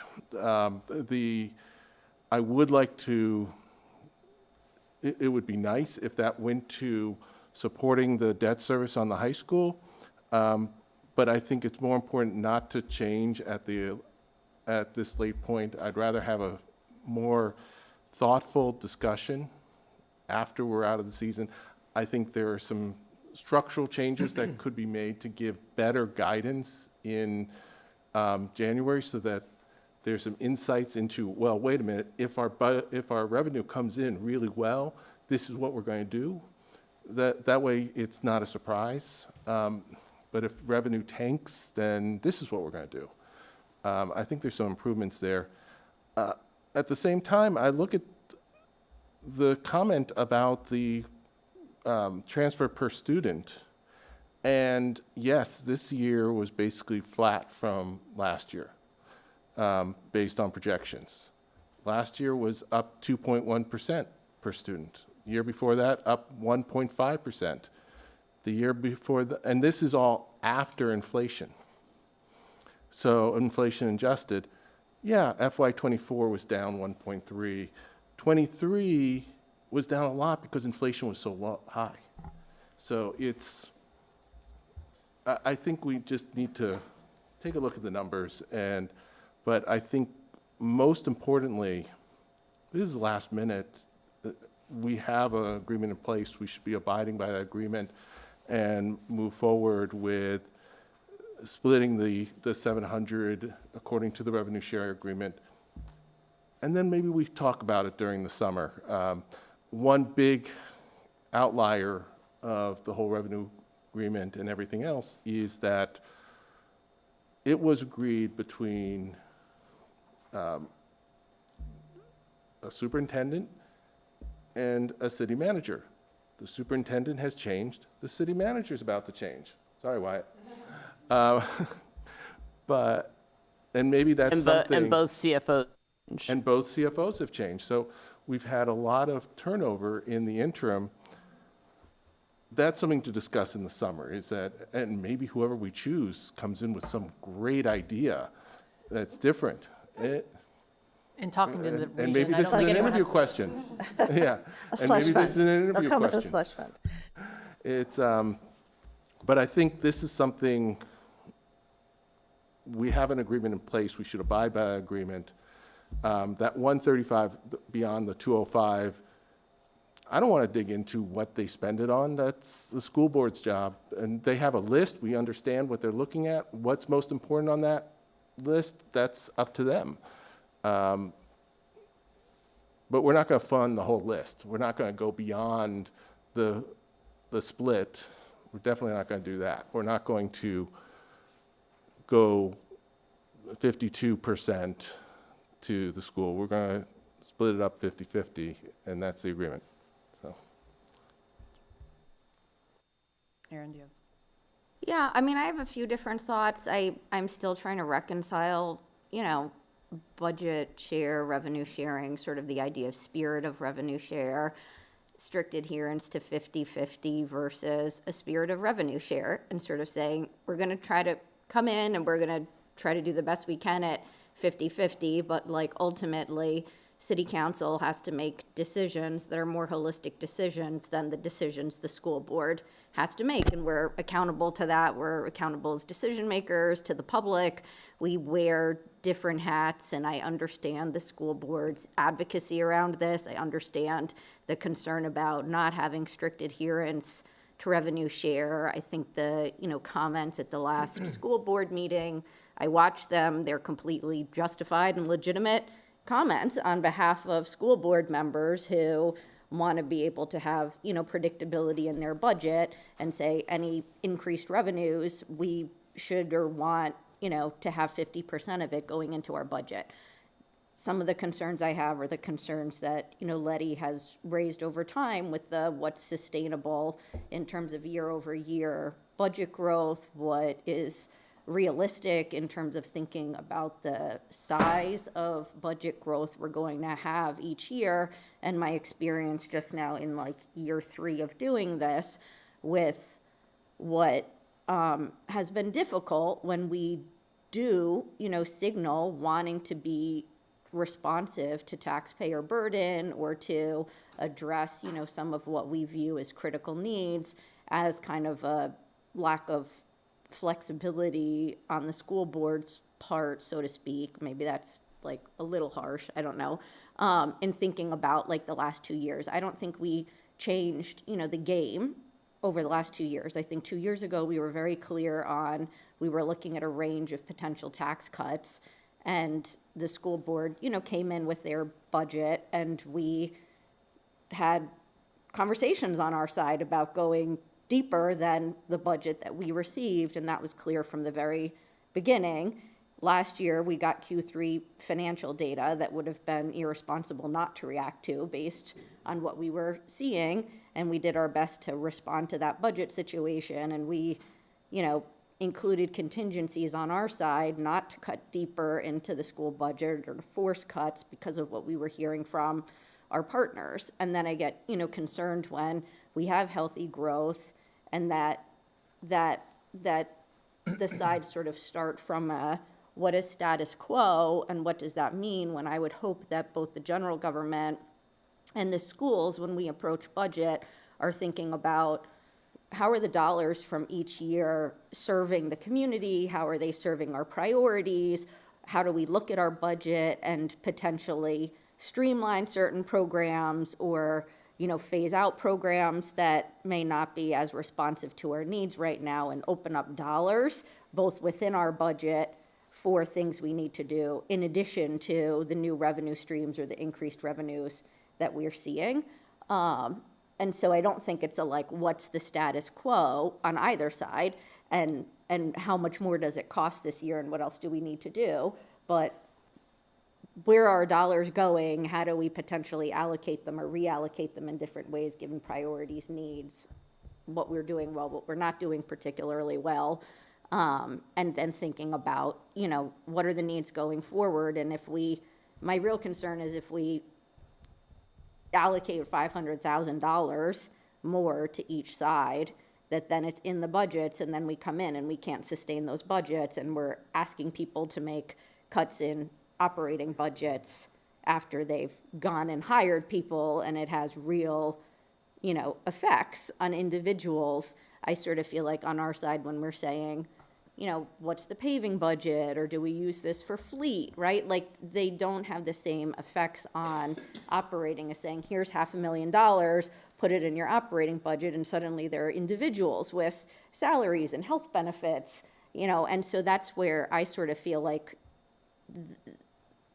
the way we're using these additional dollars feel different, and the ability to scale back when we need to feels different. Sorry And to that's interrupt. kind of just what I struggle with in terms of just the differences in our budgets generally, and why, at this point in time, recognizing we have, $1 million or so extra dollars over what we were talking about on each side for budget guidance, why I can't still commit without giving this further thought into saying oh, I'm okay with splitting $500,000 to each side, or I'm okay even using that $500,000 versus wanting to reduce what the expectation is about that, 1 million generally, and should it even be in consideration versus a, half a penny reduction, or where that leaves us, a year from now. That's why I asked that kind of line of question early on when we talked about 700,000 and where would we deploy ours, where, should things go south, that we can easily pull back. And anytime you talk FTEs, that worries me, because that is not something that, again, in an age of uncertainty, that we can pull back easily if you've made hiring decisions, and 7 out of 8 of the things on the school list are FTEs.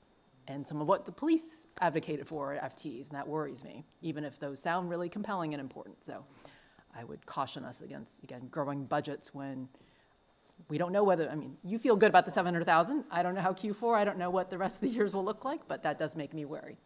So, sorry to interrupt. Did you have more? No, I don't think so. And then, I've also talked to, people individually. And like I said, I think they're legitimate, justified concerns, right? And when we nibble at the edges, what does that mean for going forward? Is something that's small, marginal, does it get bigger over time, and what does it mean for trust in making budgets, or what a proposal comes in versus our starting points now. And so, I understand the concerns, but I do want, the flexibility, and ultimately I think our positions demand a little bit more flexibility than like a strict adherence to a 50-50 revenue share. And, you know, we have to be accountable for those decisions, too. Other thoughts? Justine? Yeah, echoing a lot of what I've heard, my sense generally is that the needs this year are asymmetrical. And to Ms. Nouns' point, I'm strongly in favor of having a more flexible agreement, especially because, I mean, you know, I've been getting messages about, you know, sticking to our word and whatever else. But we need some flexibility in the budget, especially if unexpected things come up or things happen. And, you know, I think about it this way. There are going to be years where maybe there's a recession and we have just as many school kids. Well, guess what? The schools are going to need to get maybe even more than 50%. That's a possibility. Or there are going to be years where, you know, we're $30 million in debt for a road paving budget. And so, like, we need to be able to pay that down and find ways to do that. And that's a more urgent thing. And so being able to have some flexibility. And so that would be a discussion that I would really like to have in the coming months. I know I'm looking at Andy with the work plan. I know we kind of laid out the work plan. I hope we have some like flexibility in there to add other things in. But that would be something I really would be interested in exploring, specifically because I know there's been a bit more peace in the valley than there used to be. And, you know, we don't want more Laura Downs coming to city council to tell us we're doing a bad job. But I do think that there is a way to come up with an agreement or a formula that is possibly amenable to all sides. And so that's where we would be working with our partners on the school board to figure out like what would be another way, rather than, because, you know, a 50-50 split is very simplistic and doesn't necessarily account for all the needs that exist. And so maybe there's a different sort of formula that would still be a quote unquote revenue sharing agreement, but it can be a bit more flexible when we need it to be. So yeah, I would like to see that discussion happen in the next few months if possible. And now that I'm throwing this on you guys, I don't know if that's possible that we can have or open that up as a discussion. So a formula's tricky, but I think an agreement on kind of what the criteria are when there's a need for flexibility so that there's some more predictability to it, I think that is a construct that could be fleshed out. The Budget and Finance is taking up the rev share agreement in June, and so these ideas, I think, will carry into, I think, probably a productive and fruitful discussion in a month. Gotcha. Was there, and just quick history, when the revenue share was implemented years ago and at 50%, was it just like, this is a simple number and it seems like we're both about 50%, so like we'll keep it like that? Was there ever a discussion of doing something that was a bit more flexible? So we walked through all sorts of scenarios of like, when do you break it? And that became so unwieldy that it became too complicated because you're trying to imagine every scenario. And so we tried to keep it simple. Mm-hmm. And that's the short, and that's also why it was never adopted by the two boards, because when it came to a vote, there was a desire to, well, what if? And so we decided to keep it as a spirit, really, of rev share. And it really lives on because there's a spirit of wanting to make it be successful. I think we did do one red line edit, maybe like 3 years in, that said the tax rate consideration comes ahead of any sharing, and we're wholly responsible for that. I think that was one of the red lines that we added a couple years in, but no, we never voted on it or really adopted it per se. Because I mean, at least from my perspective, I would imagine that there might, I love the idea of a formula, but, you know, again, I mean, I hear you saying that maybe a formula is a really tricky thing to have, but looking at the number of, you know, maybe there's a base amount plus like the number of enrolled students plus, especially if there are special needs or English as a second language, you know, having some sort of, I guess, general rubric of like, we understand that these things add additional costs, but you know, in bad times, those costs don't go away. And so we realize that we need to fund our schools to that degree. And in good times, those costs are pretty steady. And so how do we implement maybe something like that, that then adjusts for inflation with some baseline amount that can contribute to school maintenance or whatever else? That would be, but anyway, I know I may be jumping the gun, and that would be a discussion to have in June or later. And one other thing that's very helpful for for the spirit of rev share is to have a big project that the two boards are working on and trying to accomplish together. That seems to have been very powerful to helping it be successful. I have another one for 25 years, though, so. No, can I just say one more thing?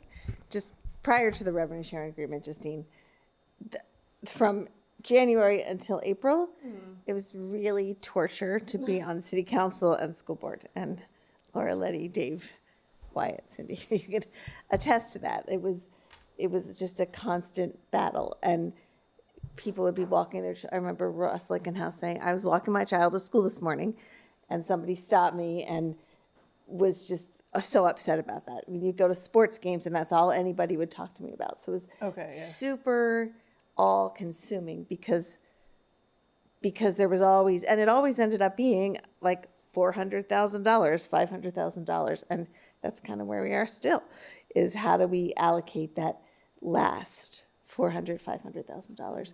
But when they did the revenue sharing agreement, and it was you and the CFOs of the general government and the schools, they looked back to say, what did we do historically? What was this split historically?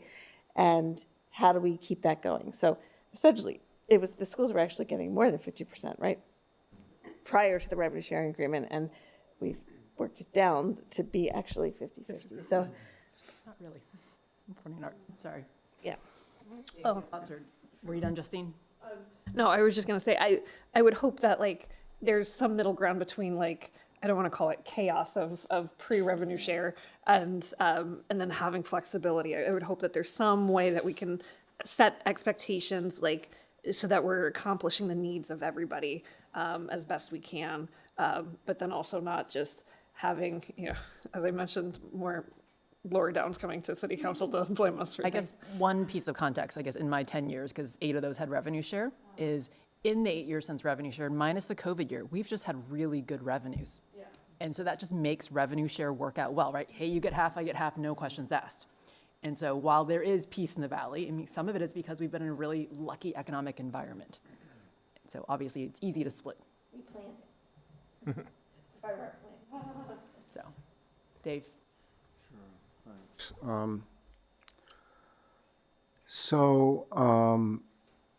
I think, as has been discussed, there's a need to work through some scenarios for the application of a revenue sharing agreement that needs some additional work. My own view is if the city council decides to reduce the tax rate, that is not revenue.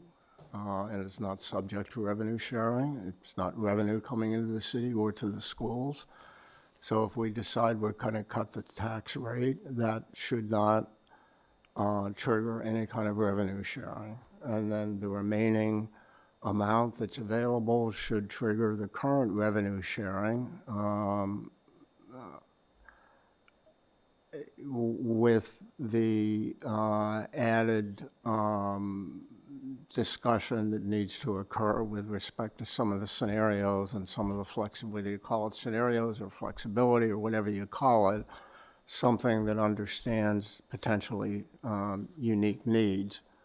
I would add that we're dealing with, as Wyatt said, the jurisdictional agreements. Well, one of those is for fire service, right? It's pretty obvious that fire service benefits both the schools and the city.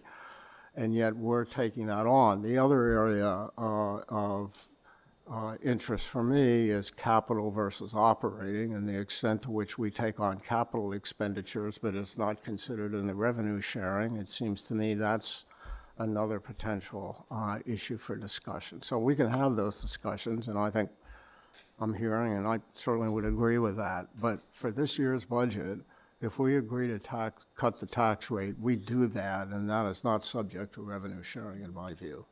Agreed. So, Okay, so I guess I'll oh, do this. one other sorry. thing. I do want to thank the schools and the school board. I do think they did everything they could this year in particular. It's not that they haven't in other years, but this year in particular. Thanks. No, it's okay. So I guess I'll be the seventh voice, which won't be a surprise to anybody, that I think revenue share needs a revisiting. I think it needs a modernizing, right? So it kind of assumes that the needs are 50-50, and the needs have not always been 50-50, but it was better than what we had before, pre-revenue share. And clearly, I think I agree with, based on hearing the needs in the city, the needs are pretty asymmetrical this year. So I think we can kind of put a pin in it, and hopefully we can get to this summer in the June discussion about how we can actually update it to provide more flexibility. I think having done enough budgets now, I think our job, like, I get why the schools advocate for their needs. I get why the police chief does. I get why Public Works says we have all these needs. It's our job to balance all that. We're the ones with taxpayer accountability and that fiscal responsibility, and we have to make those hard choices. And that may mean hearing from teachers or parents about how their needs are really important. Do I want them to come out and tell us, that we don't care about public education? Of course not. But our job is to hear those hard things from all the different constituencies and figure out what the taxpayer burden is and how to fund all those. And so I guess that's the first kind of comment I had. When I think about kind of where we are in the cycle, so we're going to have an optics issue, frankly. We have an FY26 surplus of $700,000, which we will split with them. But from our residents and our businesses, we're going to hear that we have a surplus in FY26. And revenues are doing better in FY27, so much so that we're revising forecasts up by $700,000. And so that's good news on all fronts. And it's because mostly our revenues are growing because of healthy real estate revenues. Our AVs, are high. 25% of the people are seeing double-digit growth. And our commercial growth is leading to higher sales, meals, personal property tax, and things are doing better. So where is the taxpayer in all of this, right? And so for me, the easy thing could be we cut a penny, and that's $600,000 off the top, and we're done, because I do think that, that is, when we think about the increase to median home owner at $600, and that is higher than we've traditionally seen in many years, even with inflation. And so the easy thing could be we cut a penny, and then there's really nothing left revenue share. I do think there's a compromise solution where we cut half a penny. That's $300,000 or so, Wyatt and David. And then we figure out for the remaining $400 how we split that. And if the needs are asymmetric, maybe it's not a perfect 50-50 this year. Maybe it's a 52-48 split so that we can fund some paving needs, because we think paving is a thing that could be pulled back easily if Q4 goes south or if FY27 numbers don't come to fruition. And then we share some with the schools. Everybody doesn't get everything that they want, but this feels like a good three-way solution where taxpayers get a little bit of a relief. We fund the paving needs, and then the schools get some additional money, not the full $500,000 they're asking for. But in a good news scenario, I feel pretty awkward in talking about FY26 surplus and FY27 revenue doing better, and then saying we're just going to spend all of it. That is both irresponsible for this year and next year, because we're all pretty worried now about some issues in FY28. And again, I share concerns about, in general, what long-term sustainability of budgets look like, and they are not 8% growth every year. I think forecasts from FY28 and beyond, as David said, is between 0 and 3%. And so we really should take a hard look at thinking about what that looks like and what that means, and how can you have budgets that grow that much and then suddenly contract to 0 to 3% if AV does not grow as much as we'd like. So I guess I'd like to see that, figure out a viable compromise option where we take care of all of the needs. I think the math shows, and Wyatt and David can check me on it, but I think the math shows that we can hopefully do all three things. And then in June, we'll talk about the broader, how to modernize revenue share to provide more flexibility. Thoughts on that? Yeah, I think that's a good approach.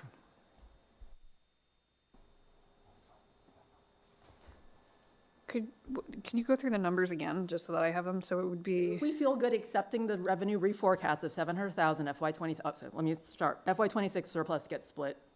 Everyone gets $350. I don't know what the schools will do with it, but they can add it to their capital needs. FY27, you're reforecasting an additional $700,000. Half a penny on the tax rate is about $300,000. Is that correct? 340. So that leaves 350 or so, right? 360. Could you then split that? how much would we need to bring the paving budget back to the FY '25 numbers? Because no one loved that your FY '27 number was below FY '25. We need 180. Okay, so that's a perfect split. So could you take 180 out of the 360 towards paving? And then the remainder, or, if there's additional needs, you buy a police car if we need that. Again, I really shy away from anything that increases FTEs, because I don't want to rely on this reforecasting for more mouths to feed. And that's just my personal bent and worry about where we are with so much uncertainty in the environment. So I think the math works out, where you can do a half a penny at 340, the remainder could fund paving, maybe a police car, and then, we can decide, or it could just be split. And I guess on FY '26, I'd look to staff for, the surplus, whether that should go in capital reserves, whether that can fund another mast arm, or police car. Like, we should probably do a rank ordering of unfunded needs, and weigh that as part of FY '26 surplus too. So setting aside the surplus for FY '26, because we'll get to that one, and there's a lot of options. I'm not really as comfortable cutting the real estate tax rate in FY '27, because every time I turn around, there's information about how we're failing our citizens, of what we're not delivering on. We're not delivering on the bike master plan. We're not delivering on paving, and just to be clear, the FY '25 numbers at 8-something was below what it needed to be. It needed to, the bump up that was a one-time was to get us to where we were sustaining, not excelling, sustaining. So I think going all the way back down would really shoot us in the foot as far as the paving. We would still be falling behind. We're just trying to keep it moving forward. And I think the thing we need to be delivering for our citizens and our residents is the services. That's what they're paying for. And we have a foundation of the services, but every time we turn around, there's somebody asking for, well, what about this little thing, or that little thing, or this other little thing? And we don't have any leeway to do that. We're not spending this money on some giant party. We would be spending it on things for our residents. And when you start looking at, it's similar to an FTE, you make that cut, you're not making it for 1 year, you're making it forever. And so we're hitting that ability for moving forward long term. I completely agree, it should not be spent on FTEs. We should be really, really tight with those and identify ways that we can do better without that long-term impact that could really impact individuals and people. But we do need to do a better job, I think, on delivering on the character of the city, on the city, and even the little bits. It makes a difference. And so I don't support a rate cut for those reasons. I think we hold steady where we are. And I would like to look at how we do the different taxes and how they're all bundled, so that if we do one, we look at how we can benefit our residents and still maintain the revenue we need for these cost pressures that we're under. And these are not going to stop. Next year, we're going to get hit with the same cost pressures. I feel like we might want to look at, are there levers that we can pull that would benefit our priorities? How do we benefit small business? How do we make it a more enjoyable place for the residents?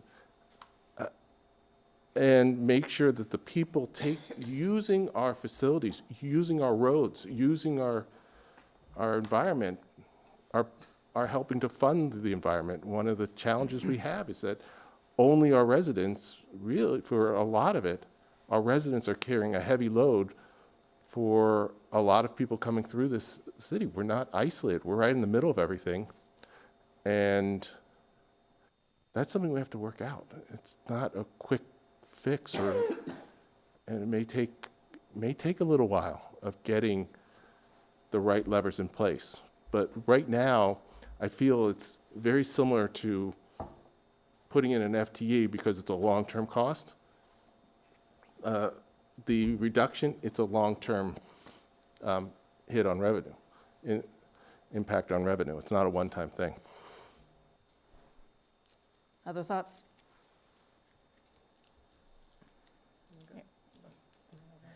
Everyone wants to go. Go ahead, Mary Beth. Quick. Okay. I would just say, and coming out of our discussion last week, I mean, I think that to me, a half-penny reduction makes sense in the context of being concerned about next year's budget and a fiscal year '28 budget and wanting to be judicious about sort of the amount of money in the budget that we would then have to grow or scale back on for fiscal year '28. I think if we're thinking about a half-penny tax reduction on real estate tax rate, I do want to think about going forward, right? Like, how do you find places for that service delivery you're talking about? And it might be that, right, we're reducing real estate tax rate this year, given the projections, but that next year we are having the conversation, if we do need to raise revenue, about do we do that through car tax for a dedicated paving budget, understanding what those needs are, or having reduced the real estate tax rate $0.015 because of residential taxpayer burden, do we do something to somehow use C&I to get $300,000 in the budget to be able to have bicycle infrastructure and missing links funded in a different way than how we normally fund them? And so I understand doing it given the budget numbers we're seeing, but I do it in mind to like where the revenue levers may be going forward that wouldn't just be raising again a real estate tax rate as necessary. I understand what you're saying, Mr. Egan, because that's, services are, and that's all we hear, right? We need sidewalks, we need, traffic calming, this and that. I do feel like this year we did hear from people who were shocked by their assessments. And, I don't know if we'll be in a position in future years to keep whittling away at this tax rate. So I would support, a half-cent reduction on the real estate tax rate. I would say, though, looking at those numbers again, so that would leave, so if we pulled that out and then that left us with, I think, 360,000, I feel like, if we just split it with the schools, we still have 180,000 we can make paving whole. And, but say then after this, we're gonna renegotiate this revenue share so that there is more flexibility. I'm just not sure for, 180,000 if it's worth it to just,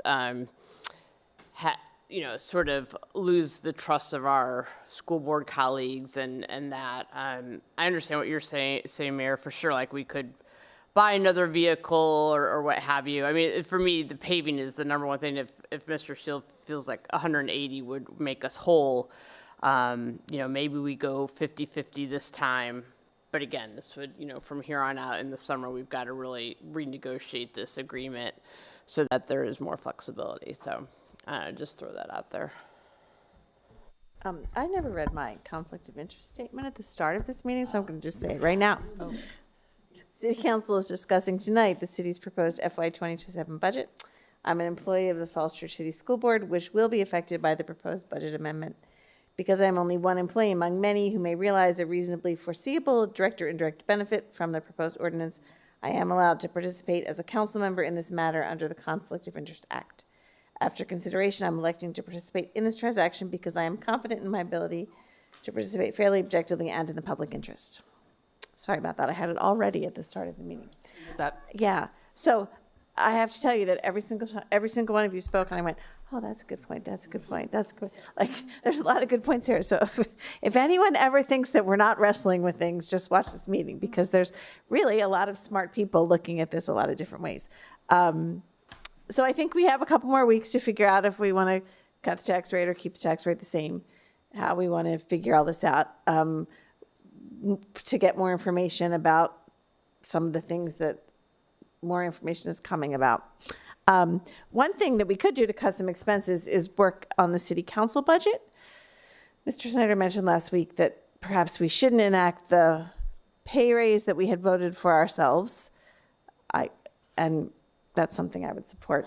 Another thing we could do is look at our attendance at conferences and meetings, where the last few years, 7 of us have been going to VML days, and maybe we need to say we can go once every 2 years, once every 3 years, and if we choose to go another time, then that comes out of our own budgets or our council salaries. So I think that would not save a lot of money, but it would cut a little bit, and those are some of the costs that maybe we could reduce without affecting staff in any way.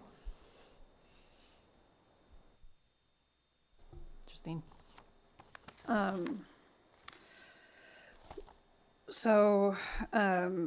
Yeah, this is something that I've been grappling with, the general conversation, which is, I am deeply concerned about how much road debt we have, and just how much, in the past year, we saw how much the Granny of Lincoln cost versus what it was supposed to be, or what it was expected to be.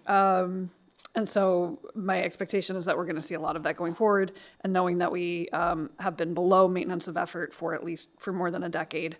Part of me feels like it's fiscally irresponsible to cut taxes, knowing that we have this huge debt burden that is has been growing and continues to grow, even if we fund it at $180,000, it still will continue to grow. And so we're going to have to come up with some sort of sustainable way. But I also recognize at the same time that assessments went up an incredible amount. I mean, partly reflecting how desirable it is to live here, but also recognizing that that is a burden on taxpayers. So I'm unfortunately not going to give any sort of guidance as to where I stand right now. I feel there's a huge fiscal responsibility that we have. I would like to look at the levers that we have, but in the next 2 weeks, it's going to be hard to.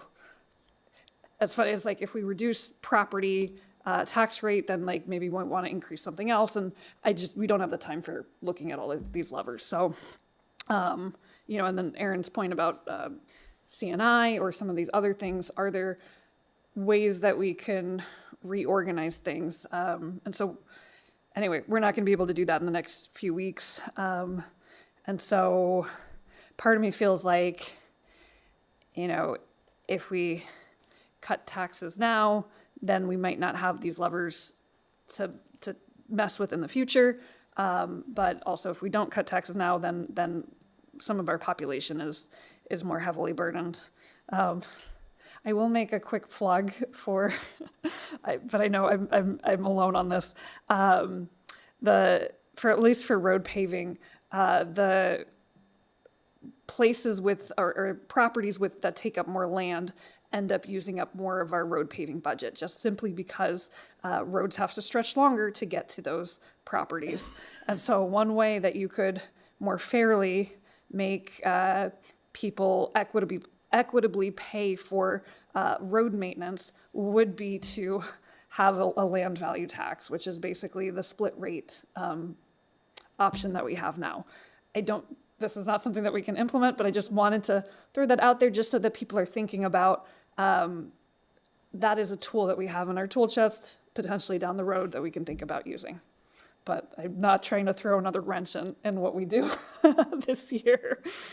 And then I'm trying to think, in terms of your point, it's a small thing, but I don't need to be going to every single VML event or whatever else. So that I would be okay with.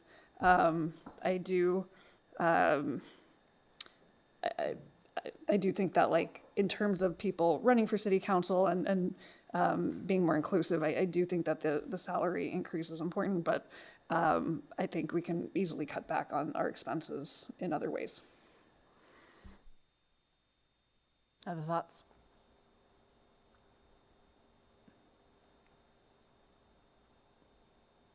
Okay. I heard 4 soft support for half penny and then split the remaining. Is that correct? Yep. Okay. So we have 2 more weeks to kind of deliberate. We'll hear more needs, I'm sure. But given that we're 2 weeks from markup, I thought it would be good to at least have a pulse of where things are. All right, thank you, council. Appreciate this discussion. So next on the agenda, we did have the employee count, compensation increase, and class plans, and maybe I'll just be real brief on those. Those are the employee count is what's in the budget book, and now the council will be ordaining that. So if we're going to shift between departments, we'd come back to council before doing that. The compensation increase, that's 4% for general civilian staff, and then the police pay increase, which we described earlier tonight. And then the class plan itself is an administrative document that HR develops each year, and that lays out all the positions and the pay ranges for those positions.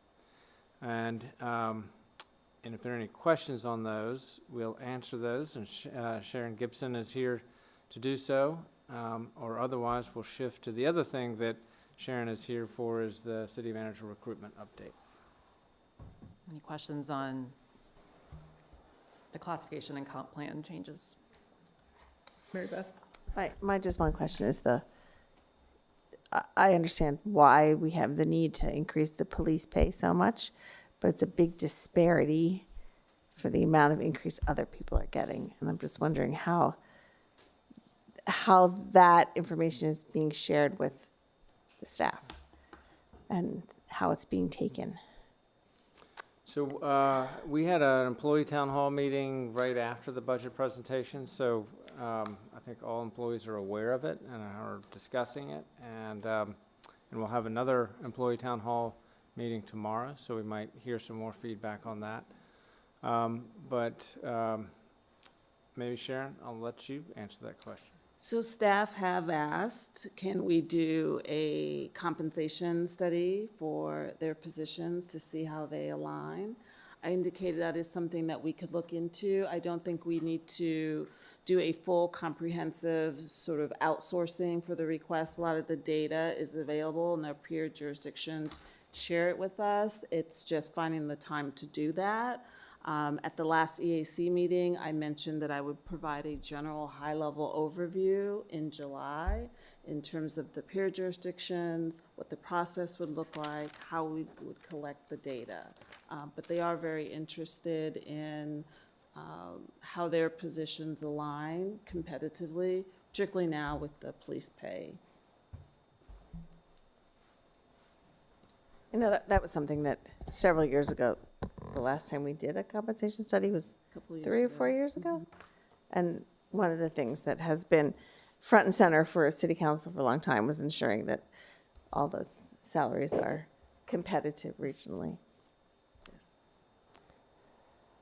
Mr. Shields, you had originally, I believe there were 7 positions that we weren't going to fill, and now it's at 5. Is that we restored 2 in public safety? Well, in the budget presentation, from the beginning, there were 7 reduced, and then 5, and then 2 increased. And I've kind of not spoken so much about the 2 increases, because they're kind of, it's a bunch of positions, and it's little positions that are, were part-time going to full-time, Okay. or they're adding some hours to them, so they Okay. weren't terribly impactful from a programmatic perspective, but they were meeting some smaller personnel and departmental needs. Okay.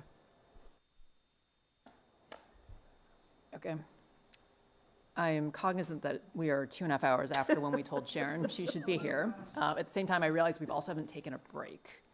Are we okay quickly going through the city manager recruitment, letting her go home? Yeah. Oh, you can take a And then doing the break? And sorry, Matt, that means that we push you off a little longer. Okay. Okay. Thank you, Sharon.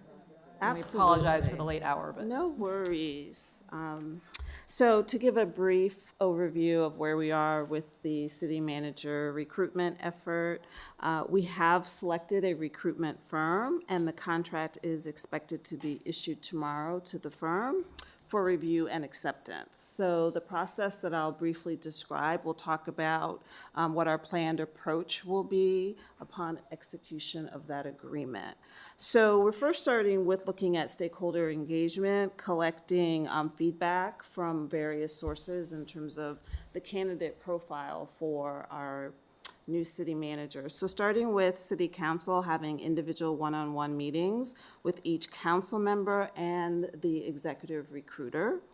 I believe we had talked about also having some open feedback office hours with council so that the community could provide their input and their feedback as well. One stakeholder group meeting facilitated by the executive recruiter. The composition and the participants in the stakeholder meeting is still under development. We're looking at ensuring a balance of internal and external representation. And then also collecting feedback from staff, boards and commissions, and the community. And this would be done via a feedback form that would be designed by the executive recruiter.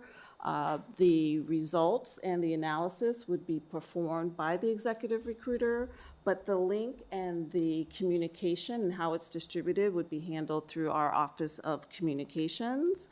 And our timeline, we would want to engage with that as soon as the contract is signed. I mean, I anticipate those meetings, those discussions, the collecting of the feedback probably would take a 4-week process, depending on people's scheduling. So ideally, if we could do it sooner, that'd be great, but I'm also sensitive to people's availability.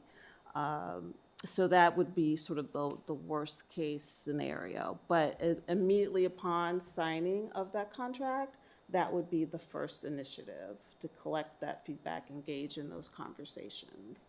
And that feedback would help develop the candidate profile, the recruitment brochure, and our marketing and recruitment strategy. It would be a national search. I heard Mr. So speak in his presentation about the cost. We are looking at approximately $42,000 for this engagement, but the executive recruitment forum will be very involved in doing a lot of the vetting and sourcing of candidates from a nationwide perspective. Following that, I would say our next emphasis would be on the actual recruitment and selection process, having multiple interviews, both virtual, in person, to vet candidates. But that would be sourced, that would be identified more clearly once we have the contract signed in terms of the time frame, location, and folks who would be involved in that process. And just as a follow-up to one of the requests that we have, we are going to be sending out this week to council the unconscious bias training, as well as interview and selection training. And also would be having all individuals who are participating in this process to take those training modules so that we are very comfortable about how we're moving forward in a very objective and unbiased manner. Great, thank you. People have questions for Sharon? Just one real quick. There's obviously some time periods where we need to be here and available. Do you have any idea yet on those? Because scheduling the summer. That's a great question. I do have some summer schedules as of right now. So if we're speaking in terms of the on-site interviews, I think it's going to depend on when the position is advertised, because ideally we'd like to have it open for a period of 30 days. And so depending on when we actually get it posted, it will give us a better idea in terms of availability. We do have some tentative scheduling, but not the schedule from everyone. And July is looking pretty tight in terms of availability, so that's something that we would be monitoring. I can't offer anything definitive right now, just because we don't have the recruitment actually posted as of yet. You think we'll target posting it by like mid-May, early May? Well, our target, we want to be able to start having the review of candidate resumes, ideally in early or mid-June. So it depends on how quickly we can engage in the candidate profile interviews, stakeholder engagement. Once that's completed, the candidate brochure can be developed, we can get it posted, we can start marketing. So we ideally would be shooting for late June, early July. That's helpful, thank you. Other questions? Two, one is about the budget for next year then, because we're going to pay the contractor this year. But as far as interviews and travel and all that, that would be in next year's budget if it's Correct. July. So that's all in there? For the candidate travel for potential interviews, that has to be established. Okay, Because based on our timing, it's not going to happen this fiscal year. So we Right, need to right, right. evaluate it for next so I just want to fiscal make year. sure we put enough of that. Yes, in next we fiscal probably year. will have in this fiscal year covered for the on-site interviews possibly. But it really just depends on how quickly we can get things Right. posted. But yeah. David looks like he So, wants to say but something. to answer that one, no, we don't have any of the additional costs built in the 27 budget. So just wanted to clarify. Don't have anything in there. So maybe we should Not put for this. something So in there. yeah, so that's why we have it. That's why I requested in the 26 results, the 42,000. But yes, if we foresee there being additional costs, we'll have to build it into the 27 budget. Right, okay. Oh, and I forgot my other question. Oh, the firm, when is signed, will there be an announcement of the firm? Yes. If they sign and accept the contract, we will make the announcement. Very good, And we thanks. plan on having it sent tomorrow. Great, thank you. Other final thoughts? Thank you, Sharon. All right. Appreciate the update and the work on this. I think once it's official, we'll do our best to make our schedules work with those one-on-one focus groups too, because I know those are important to get the ball rolling. So, alrighty, so now for that quick break, it's 11:19. Do we think we can get back in by 11:30, 11 minutes? Okay, we'll resume at 11:30. What? Wyatt, when he was very ambitious. Every time.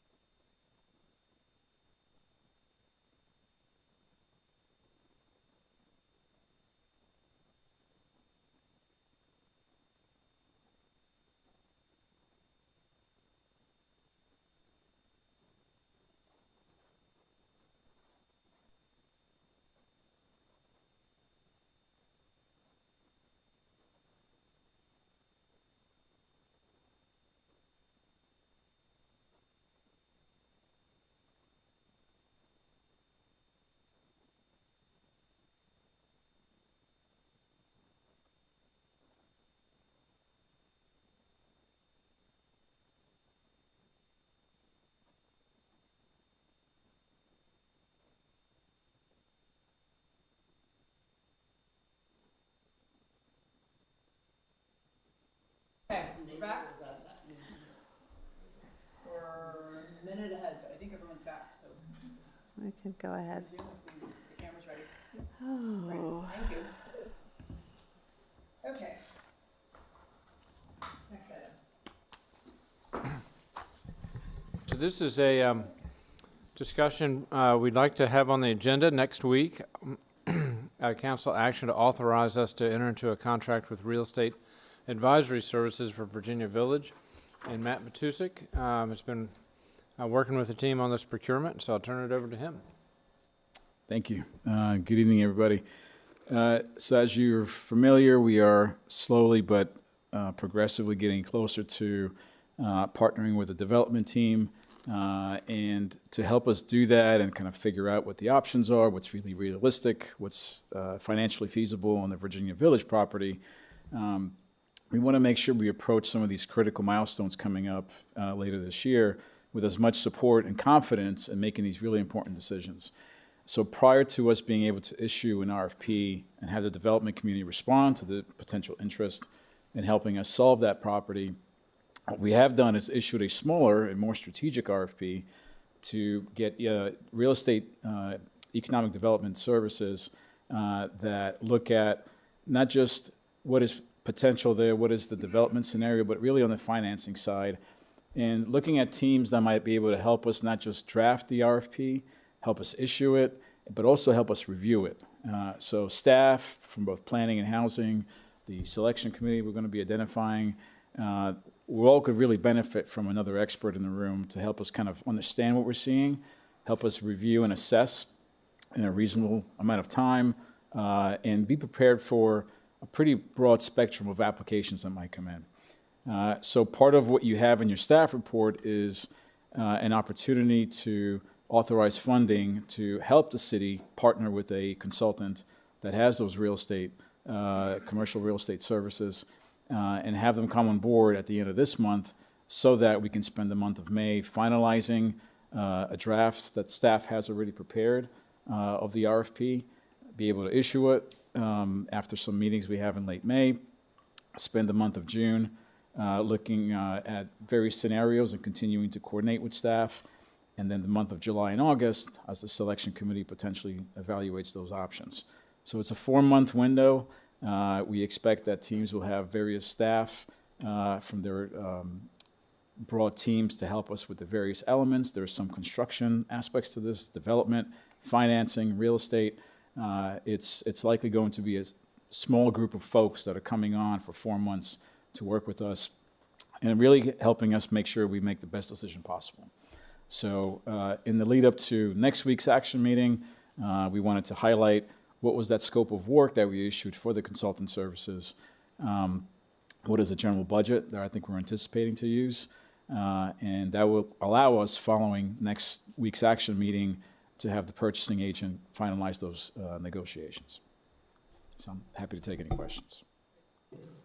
I know that we received a couple letters about the scope of the RFP, and I guess to clarify for the community, the consultant scope of work is different than the eventual scope for the RFP. The consultant will help us draft that, but I think a lot of concerns, if I read them correctly, were that, you know, we kind of presupposed what the development might look like and wanted to be more specific on tapering and buffering and green space and what the community needs are. And clearly, this consultant will have a role in helping us develop that. We ultimately are the ones who get to sign off, but Correct. two different scopes here. One is for the consultant and one is for the actual RFP. Exactly, and I think once we get into the month of May and a similar report with a much broader RFP document, I think is shared with everyone, we can see very clearly what the difference is, but you're exactly right. And even beyond that, I think what we've been highlighting to the community, we had a couple of meetings earlier this month, is that all the feedback that we have collected is intended to go into that RFP document as a direct and more current representation of what the community is expecting on this site, in addition to and building upon all the things that we already have in our small area plans. So we've been very clear that that is our intent. Staff is actively working to do just that. And it is something we plan on sharing with the consultants once they arrive and begin coordinating with us. Okay, so with that, questions or comments for Matt? Dave? I do think it would be helpful if you added a reference to the small area plans and to the community discussions that have occurred so far. And can I have your commitment to do that? I'm not going to engage in group, sort of, but if you could insert that, and the materials that you provided for the various meetings were, I thought, very helpful, particularly where you encapsulated what you had heard from the community. So I'm asking that all that be worked in somehow into this RFP, which I assume in reading it, we're not presuming a vertical development necessarily.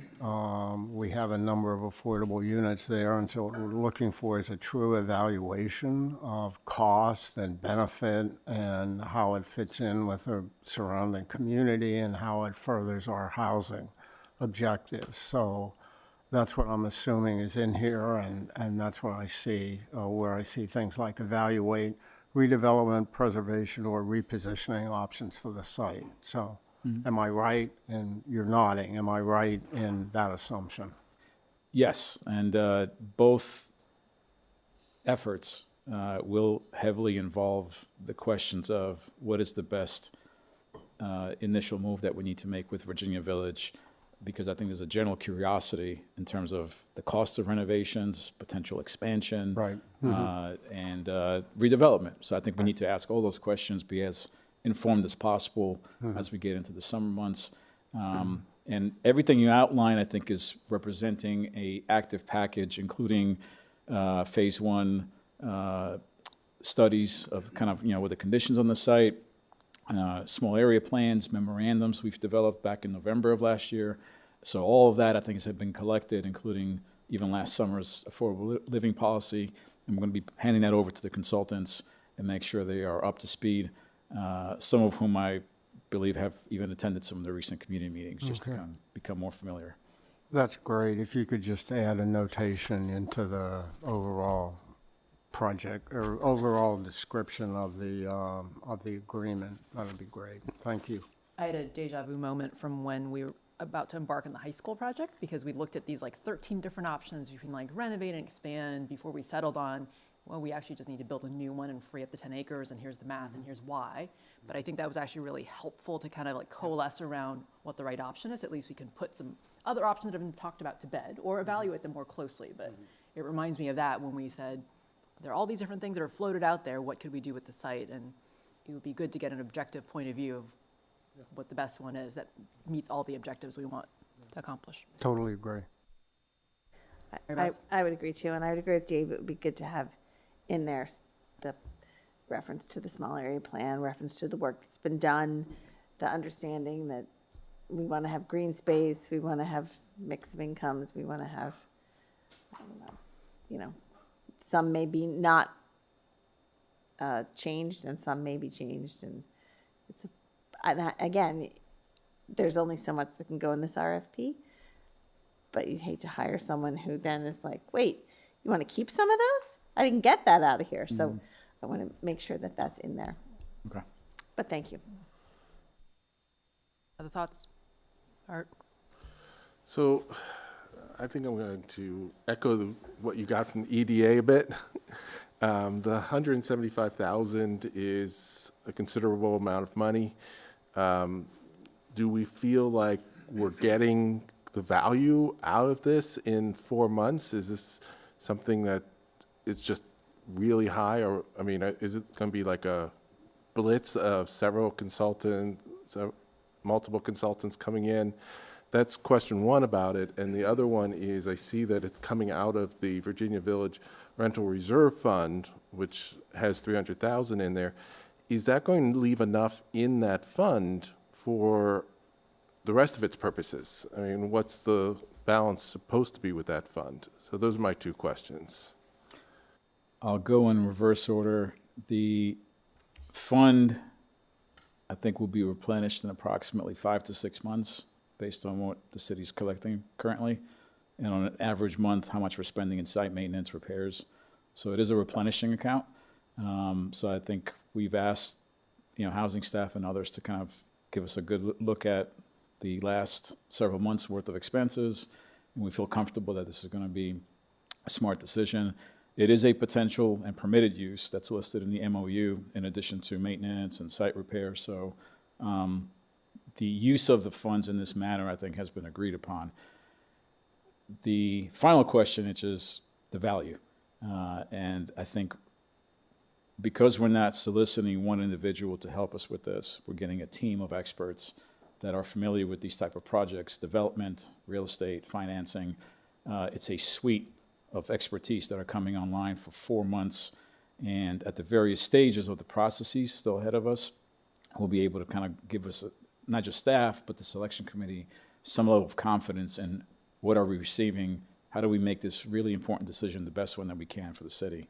And I think there's a certain value to that, that I'm not sure if you can put a number sign on it, but it is something that periodically, I know we've done it with West Falls, sometimes those type of costs really are necessary.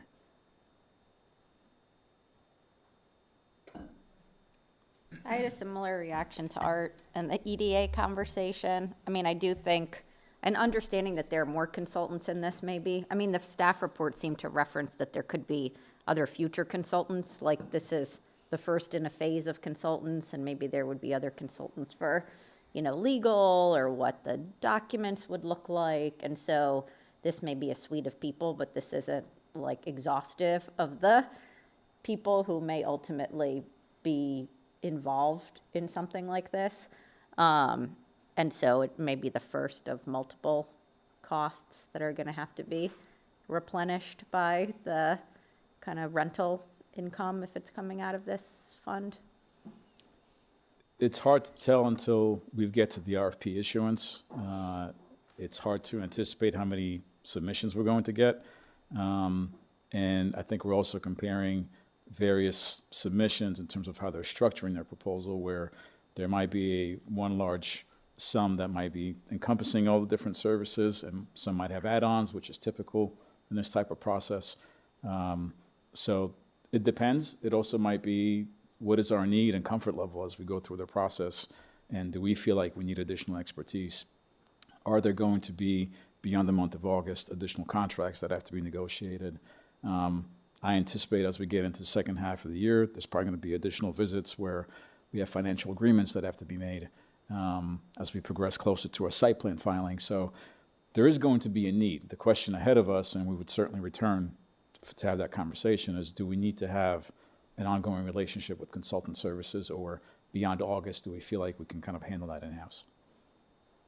Okay. The 175, how much of that is driven by sort of the consultancy and the expertise and there's the team that you're getting versus the expedited basis on which we're doing this? So like, is it double what a cost would normally, like we're doing a search firm that's like $42,000 doing a nationwide search with X, Y, and Z aspects of this in a compressed period because we want to fill a city manager's budget. And then at the same time, we're looking for the same 4 months time frame, you know, $175,000, recognizing that the scope of work is like completely different and there may be complexities to what we're asking them to do. But how much of this is like a 50% up pricing, for example, because we're saying we need to start next week versus we would be starting on a, you know, 6-month time frame as opposed to a 4-week time frame?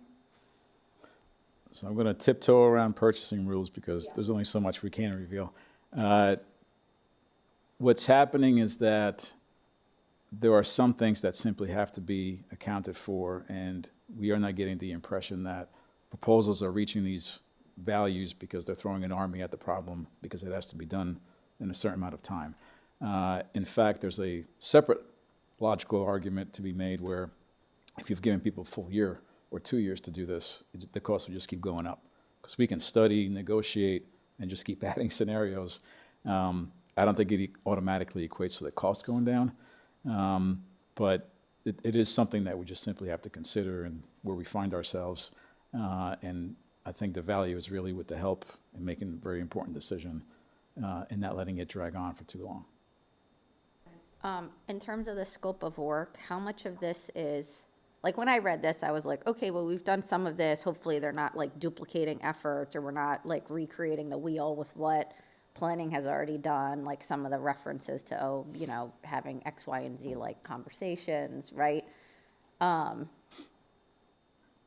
Some of it seemed to be the sorts of informal conversations you were having back in January, hopefully to figure out, was this even worth trying to do on a compressed schedule? So pieces of it seem like predictive in terms of what could we expect, formalizing the informal conversations of like being more predictive of what could we expect given the land that we have. And then other aspects of it seem to be, right, like the evaluative, we need expertise to be able to assess and pressure test the responses that we get to this RFP. So I would view it as, and I'll try to simplify it for tonight, which is the group that we would identify for the consultant services will not only help us in the various stages of developing the RFP, issuing it, and helping us to review the submissions, but while the development community is assessing how they want to respond and finalizing that proposal to us, the consultants will be basically acting as if they were one of the developers and preparing their own responses to our RFP. And that would establish a baseline that we would then compare against as these submissions come in, so we have a better sense of, is everybody heading in the same direction, or is the consultant seeing something that the developers are not? And I think there's a level of confidence that comes out of that exercise, because we kind of feel like we have our own developer on the table that is helping us kind of, you know, share some of the answers, insights that we otherwise wouldn't have. So I don't want to leave the impression that we're only asking someone to come in and hold our hand during some of the selection process. They would be doing a lot of the work that the development community would be doing themselves in a compressed time, but that really sets us up for success once we get to like June and July. Is this like normal, or is normally this phase? So normally would you have your like pseudo developer doing this before you actually put something out to RFP so that it would help shape the RFP, versus how normal is it to have your consultant like answering your RFP at the same time as your respondents? Because to me, it seems a little like we're doing this at the same time because of the compressed schedule.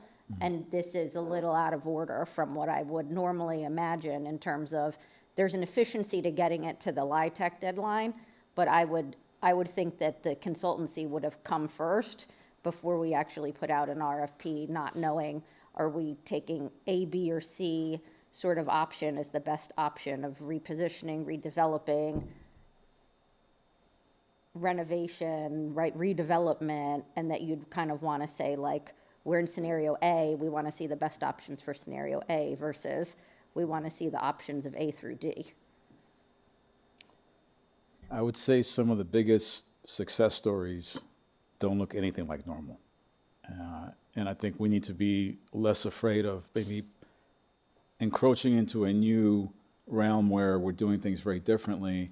I think this site is forcing us to do some of that. And I think you all have taken very bold moves over the last few years acquiring the sites that you have. And I think these next few months are going to be very challenging for us, because now we're actually kind of being asked, how serious are we? Not that the past few years have been easy, but it's really going to get tricky, just like the budget conversations, because we have very critical decisions and milestones ahead of us. And from that perspective, you could do it, one way or another in terms of the sequencing of it all. I've seen so many variations. There's no, I think, winning model. But creativity is where I think you navigate the more constrained opportunities like this one, where there's nothing ideal about what's happening here. It doesn't mean there's not a solution. It's just going to look unique when I think we execute.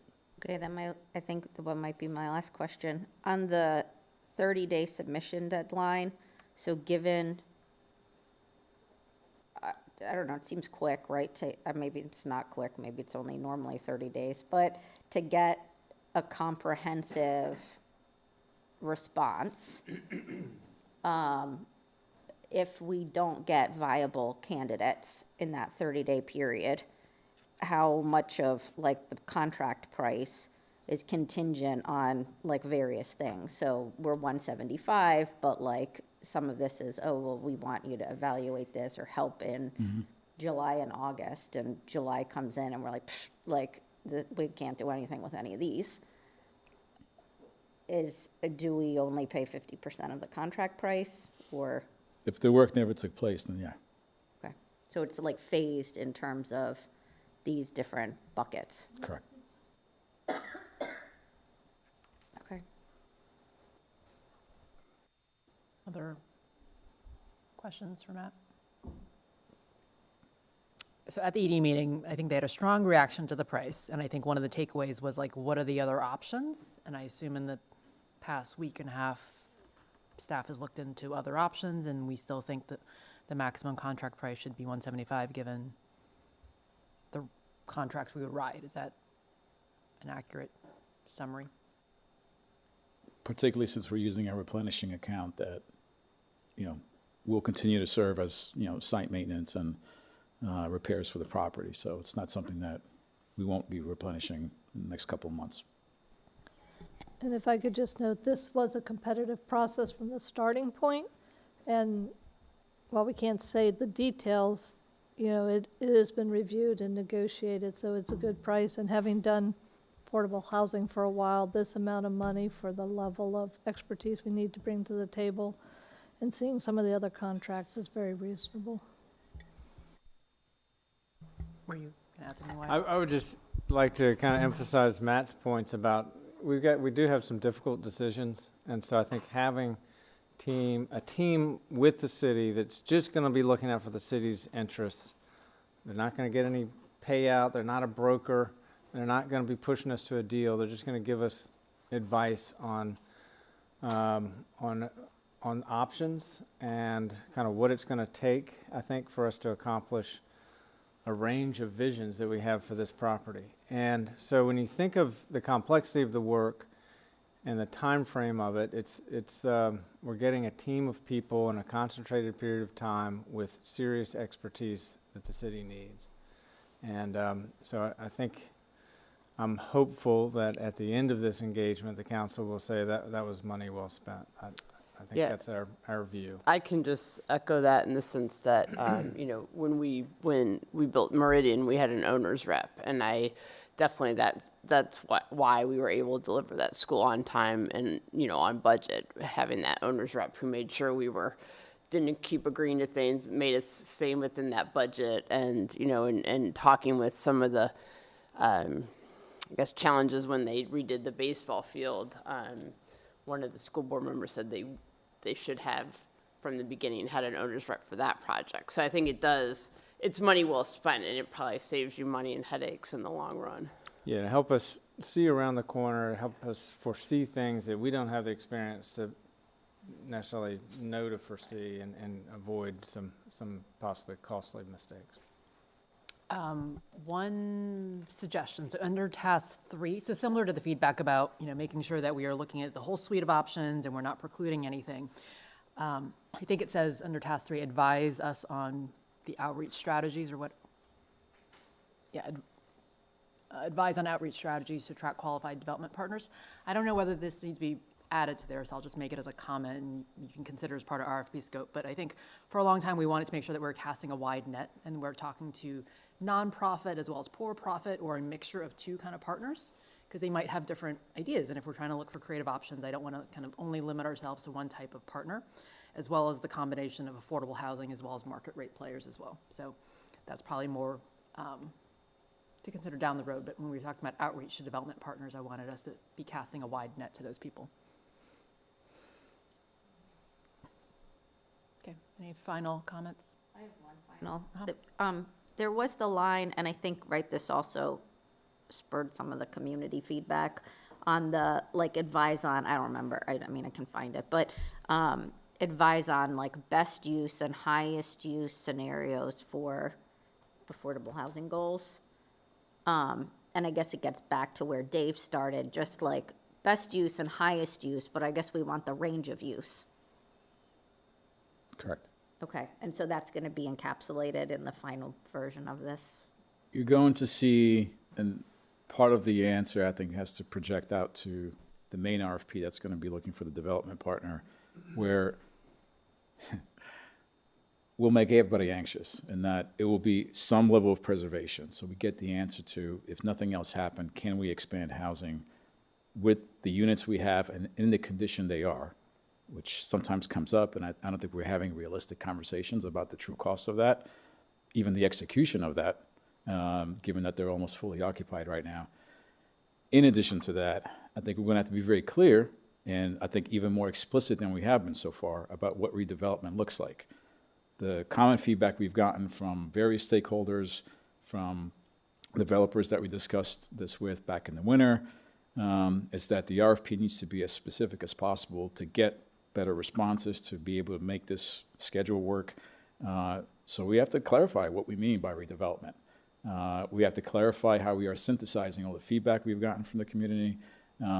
So I think people, when they see that in late May, are going to have some strong reactions, because for the first time, we're going to be signaling what could happen as one scenario, or what could happen as another scenario. But both have to be pretty explicit for the work to actually take place. And I just want to prepare everybody, we're going to have some strong opinions when that information is becoming available. On the fiscals, and I had brought this up in our original work session, there's like the fiscals for the project, and then there's the fiscals, sort of like long-term fiscals for the city. When you're thinking about the scope of this consultancy, is it taking both aspects into account? In what sense? Like in the sense that you could potentially have a like net fiscal negative project, and then it's just a question about, like, we currently think about affordable housing contributions as like an affordable housing contribution of X dollars for this reason.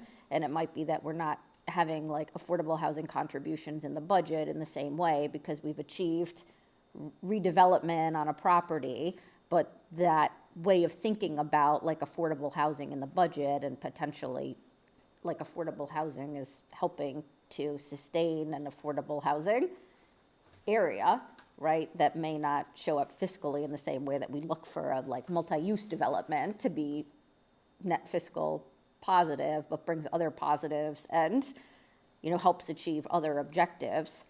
Is that half of the fiscal conversation part of this at all, or is this really about like, is it fiscally realistic, financially realistic for anyone to be able to build X, Y, or Z? It's the latter. And that's because part of this assessment and exercise is assuming that if we are still pursuing the model of every building needs to pencil out in terms of the revenue, we already know what the answer to that is. We're not doing this so that this building, if there is one here, is going to be able to accomplish that. I view that as a healthy exercise, because at some point, I think it benefits us all to start elevating from conducting those exercises at a building level and looking at them at a neighborhood level, if not corridor level. And I think that's actually going to paint a much more detailed picture, particularly as we get into what are we trying to achieve in terms of a complete community, the benefits of not having people live 2 counties away just so they can commute here to work, the impacts of that, which I don't think anybody has a method to quantify, but it should be. Those are costs. We just don't have a model for that yet. So there's a lot of, I think, very, 3rd, 4th level of, detail analysis that I think are embedded in affordable housing projects. And particularly when we get into more creative opportunities that might exist on the ground floor that support affordable housing, but maybe also help the broader community. Interesting to evaluate what that looks like. Not necessarily from how much revenue it's generating, but how is it serving the community? And how do you, kind of value that? No, and I take those points, and I think it's completely valid, and there are things, we used to hear about from Mr. Hyro when he was on Planning Commission, and sort of thinking about affordable housing more globally, and sort of how the contributions in terms of percentages of a budget at X amount, but just wanted clarification on the expectations as to that in particular. I think more of it is going to be on how do you make a redevelopment financeable, and simply getting past the initial marker of can we find the funding to get this thing off the ground. That's really going to be the kind of the hill we have to climb first. To the broader question, though, is like, are we going to run a fiscal impact model of this project? Like, I think we've talked about, like, that's what we do for most mixed-use redevelopments. I don't know whether that's appropriate here. And I think as we talk about, like, revenue share needing a modernization, I personally think that our fiscal impact model process probably needs a modernization as well. So maybe it's a corridor level, maybe it's a neighborhood level, but there are often public policy objectives we want that's not just fiscals. Like, obviously, that matters, right? But affordable housing is one of those places where you decide to make an investment in it for reasons other than to make money. And so I want us to kind of internalize that, because we often have scrutinized every project based on its fiscal impact. And this is one where I don't know whether we should hold that to the same bar, or for that to be the only bar. I mean, that's the point I'm making, but I think that we also need to be realistic and transparent about the cost of projects and actually think about, you know, how are we funding them, or what that means, or, you know, how we think about other funding streams to help support neighborhoods that may need support for reasons we've decided to pursue. Okay. Those are the final comments that we all had. Okay. Thank you, Matt. Thank you. Okay, it is now midnight, so we can do consent agenda quickly. There's 2 items on consent. There are 2 items on consent, and they're both related to the police vehicle purchases that we discussed earlier tonight.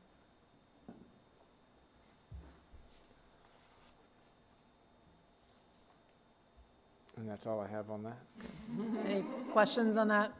I think the clarification was, this is not new appropriations. You're just requesting contract authorization. Yeah, this is expanded contract authorization because we've bumped up against the limits. The police department is using some of their underspending of this year to acquire 2 additional vehicles, and for that reason, we're exceeding the contractual limits. This is underspending beyond the increased revenue that we talked about. This is just department underspending. That's what they're using That's right. It's just underspending, it's not new revenue. I think Dave's question, because Chief Fard presented the, you know, I need this much one-time money. Like, if they have more underspending, could they buy another one and help make a dent in that? Yes, and so, you know, I think what we wanted to answer that night is like, we have like a 485K gap. Of the 650K gap, we're taking a bite out of that, but we still have a 485. But I think we wanted to run a few more numbers before we threw that out. So we'll follow up to be more precise. Okay. Okay. Anything else on this? I don't think we want to do schedule now. No. So we're going to go into closed session. I guess I had 2 quick budget-related things to see whether there's people that would also be interested in looking into this as we head to markup. So we talked about personal property. I don't think we have a need to raise to $5, but I was still interested in changing the relief amounts to give more relief to lower value cars. I know that means that higher value cars have a $6 increase, I think is what the budget Q&A said. So we'd like to get that docketed. What I'm told by the commissioner and the finance department is if the council could take that action in July, that would sort of sync up with their schedule of finalizing the car tax book. And the bills go out Labor Day. And so if it could be done in July, that would work out well. It does not need to be done now. In fact, it's kind of awkward to do it now because it doesn't change the total revenue because the relief amount is set by the state. It will be revenue neutral. It will simply shift the burden amongst, you know, different classes. Okay. Is there consensus to do that? I mean, because we're at 1,500, which is low to me. Yeah.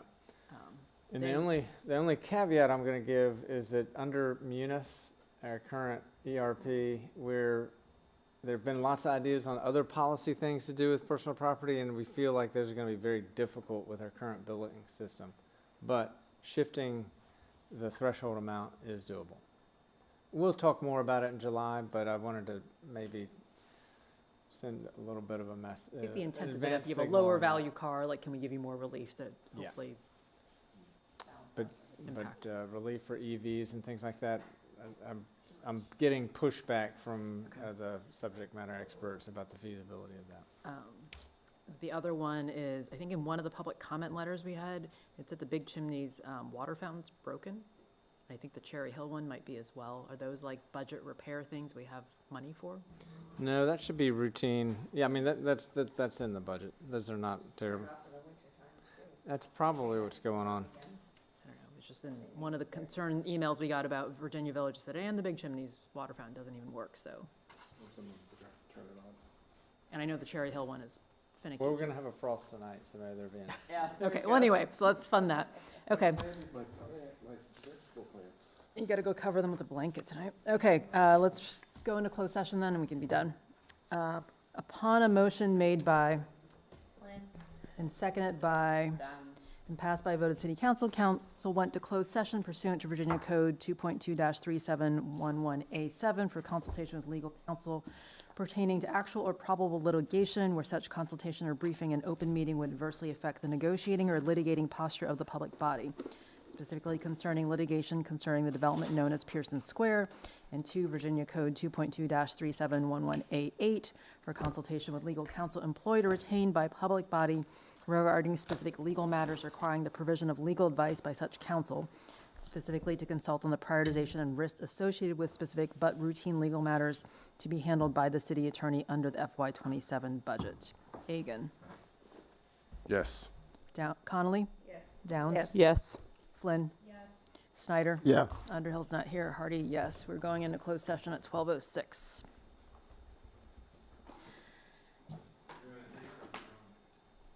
We have to go to Oak.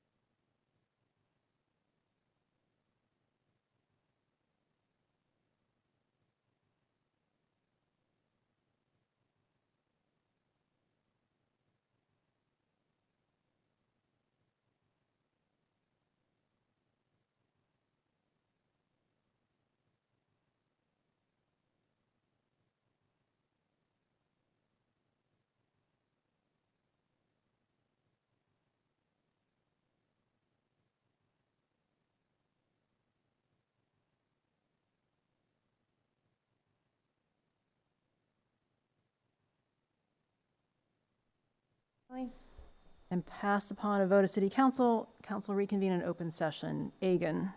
Yes. Connolly. Yes. Downs. Yes. Flynn. Yes. Snyder. Yeah. Underhill's not here. Hardy, yes. We are coming out at 12:41. This is the certification, and then we're done. Upon a motion made by and seconded by, Downs. and passed upon affirmative roll call vote in open session, it was certified that one, only public business matters lawfully exempted from open meeting requirements, and two, only such public business matters as were identified in the motion by which the closed meeting was convened, heard, discussed, or considered in the closed session or meeting by the body. Agan. Yes. Connolly. Yes. Downs. Yes. Flynn. Snyder. Yeah. Underhill, not here. Hardy, yes. Okay. If there's other business, let's adjourn. Good night, all. Thank you. Happy birthday, Watt.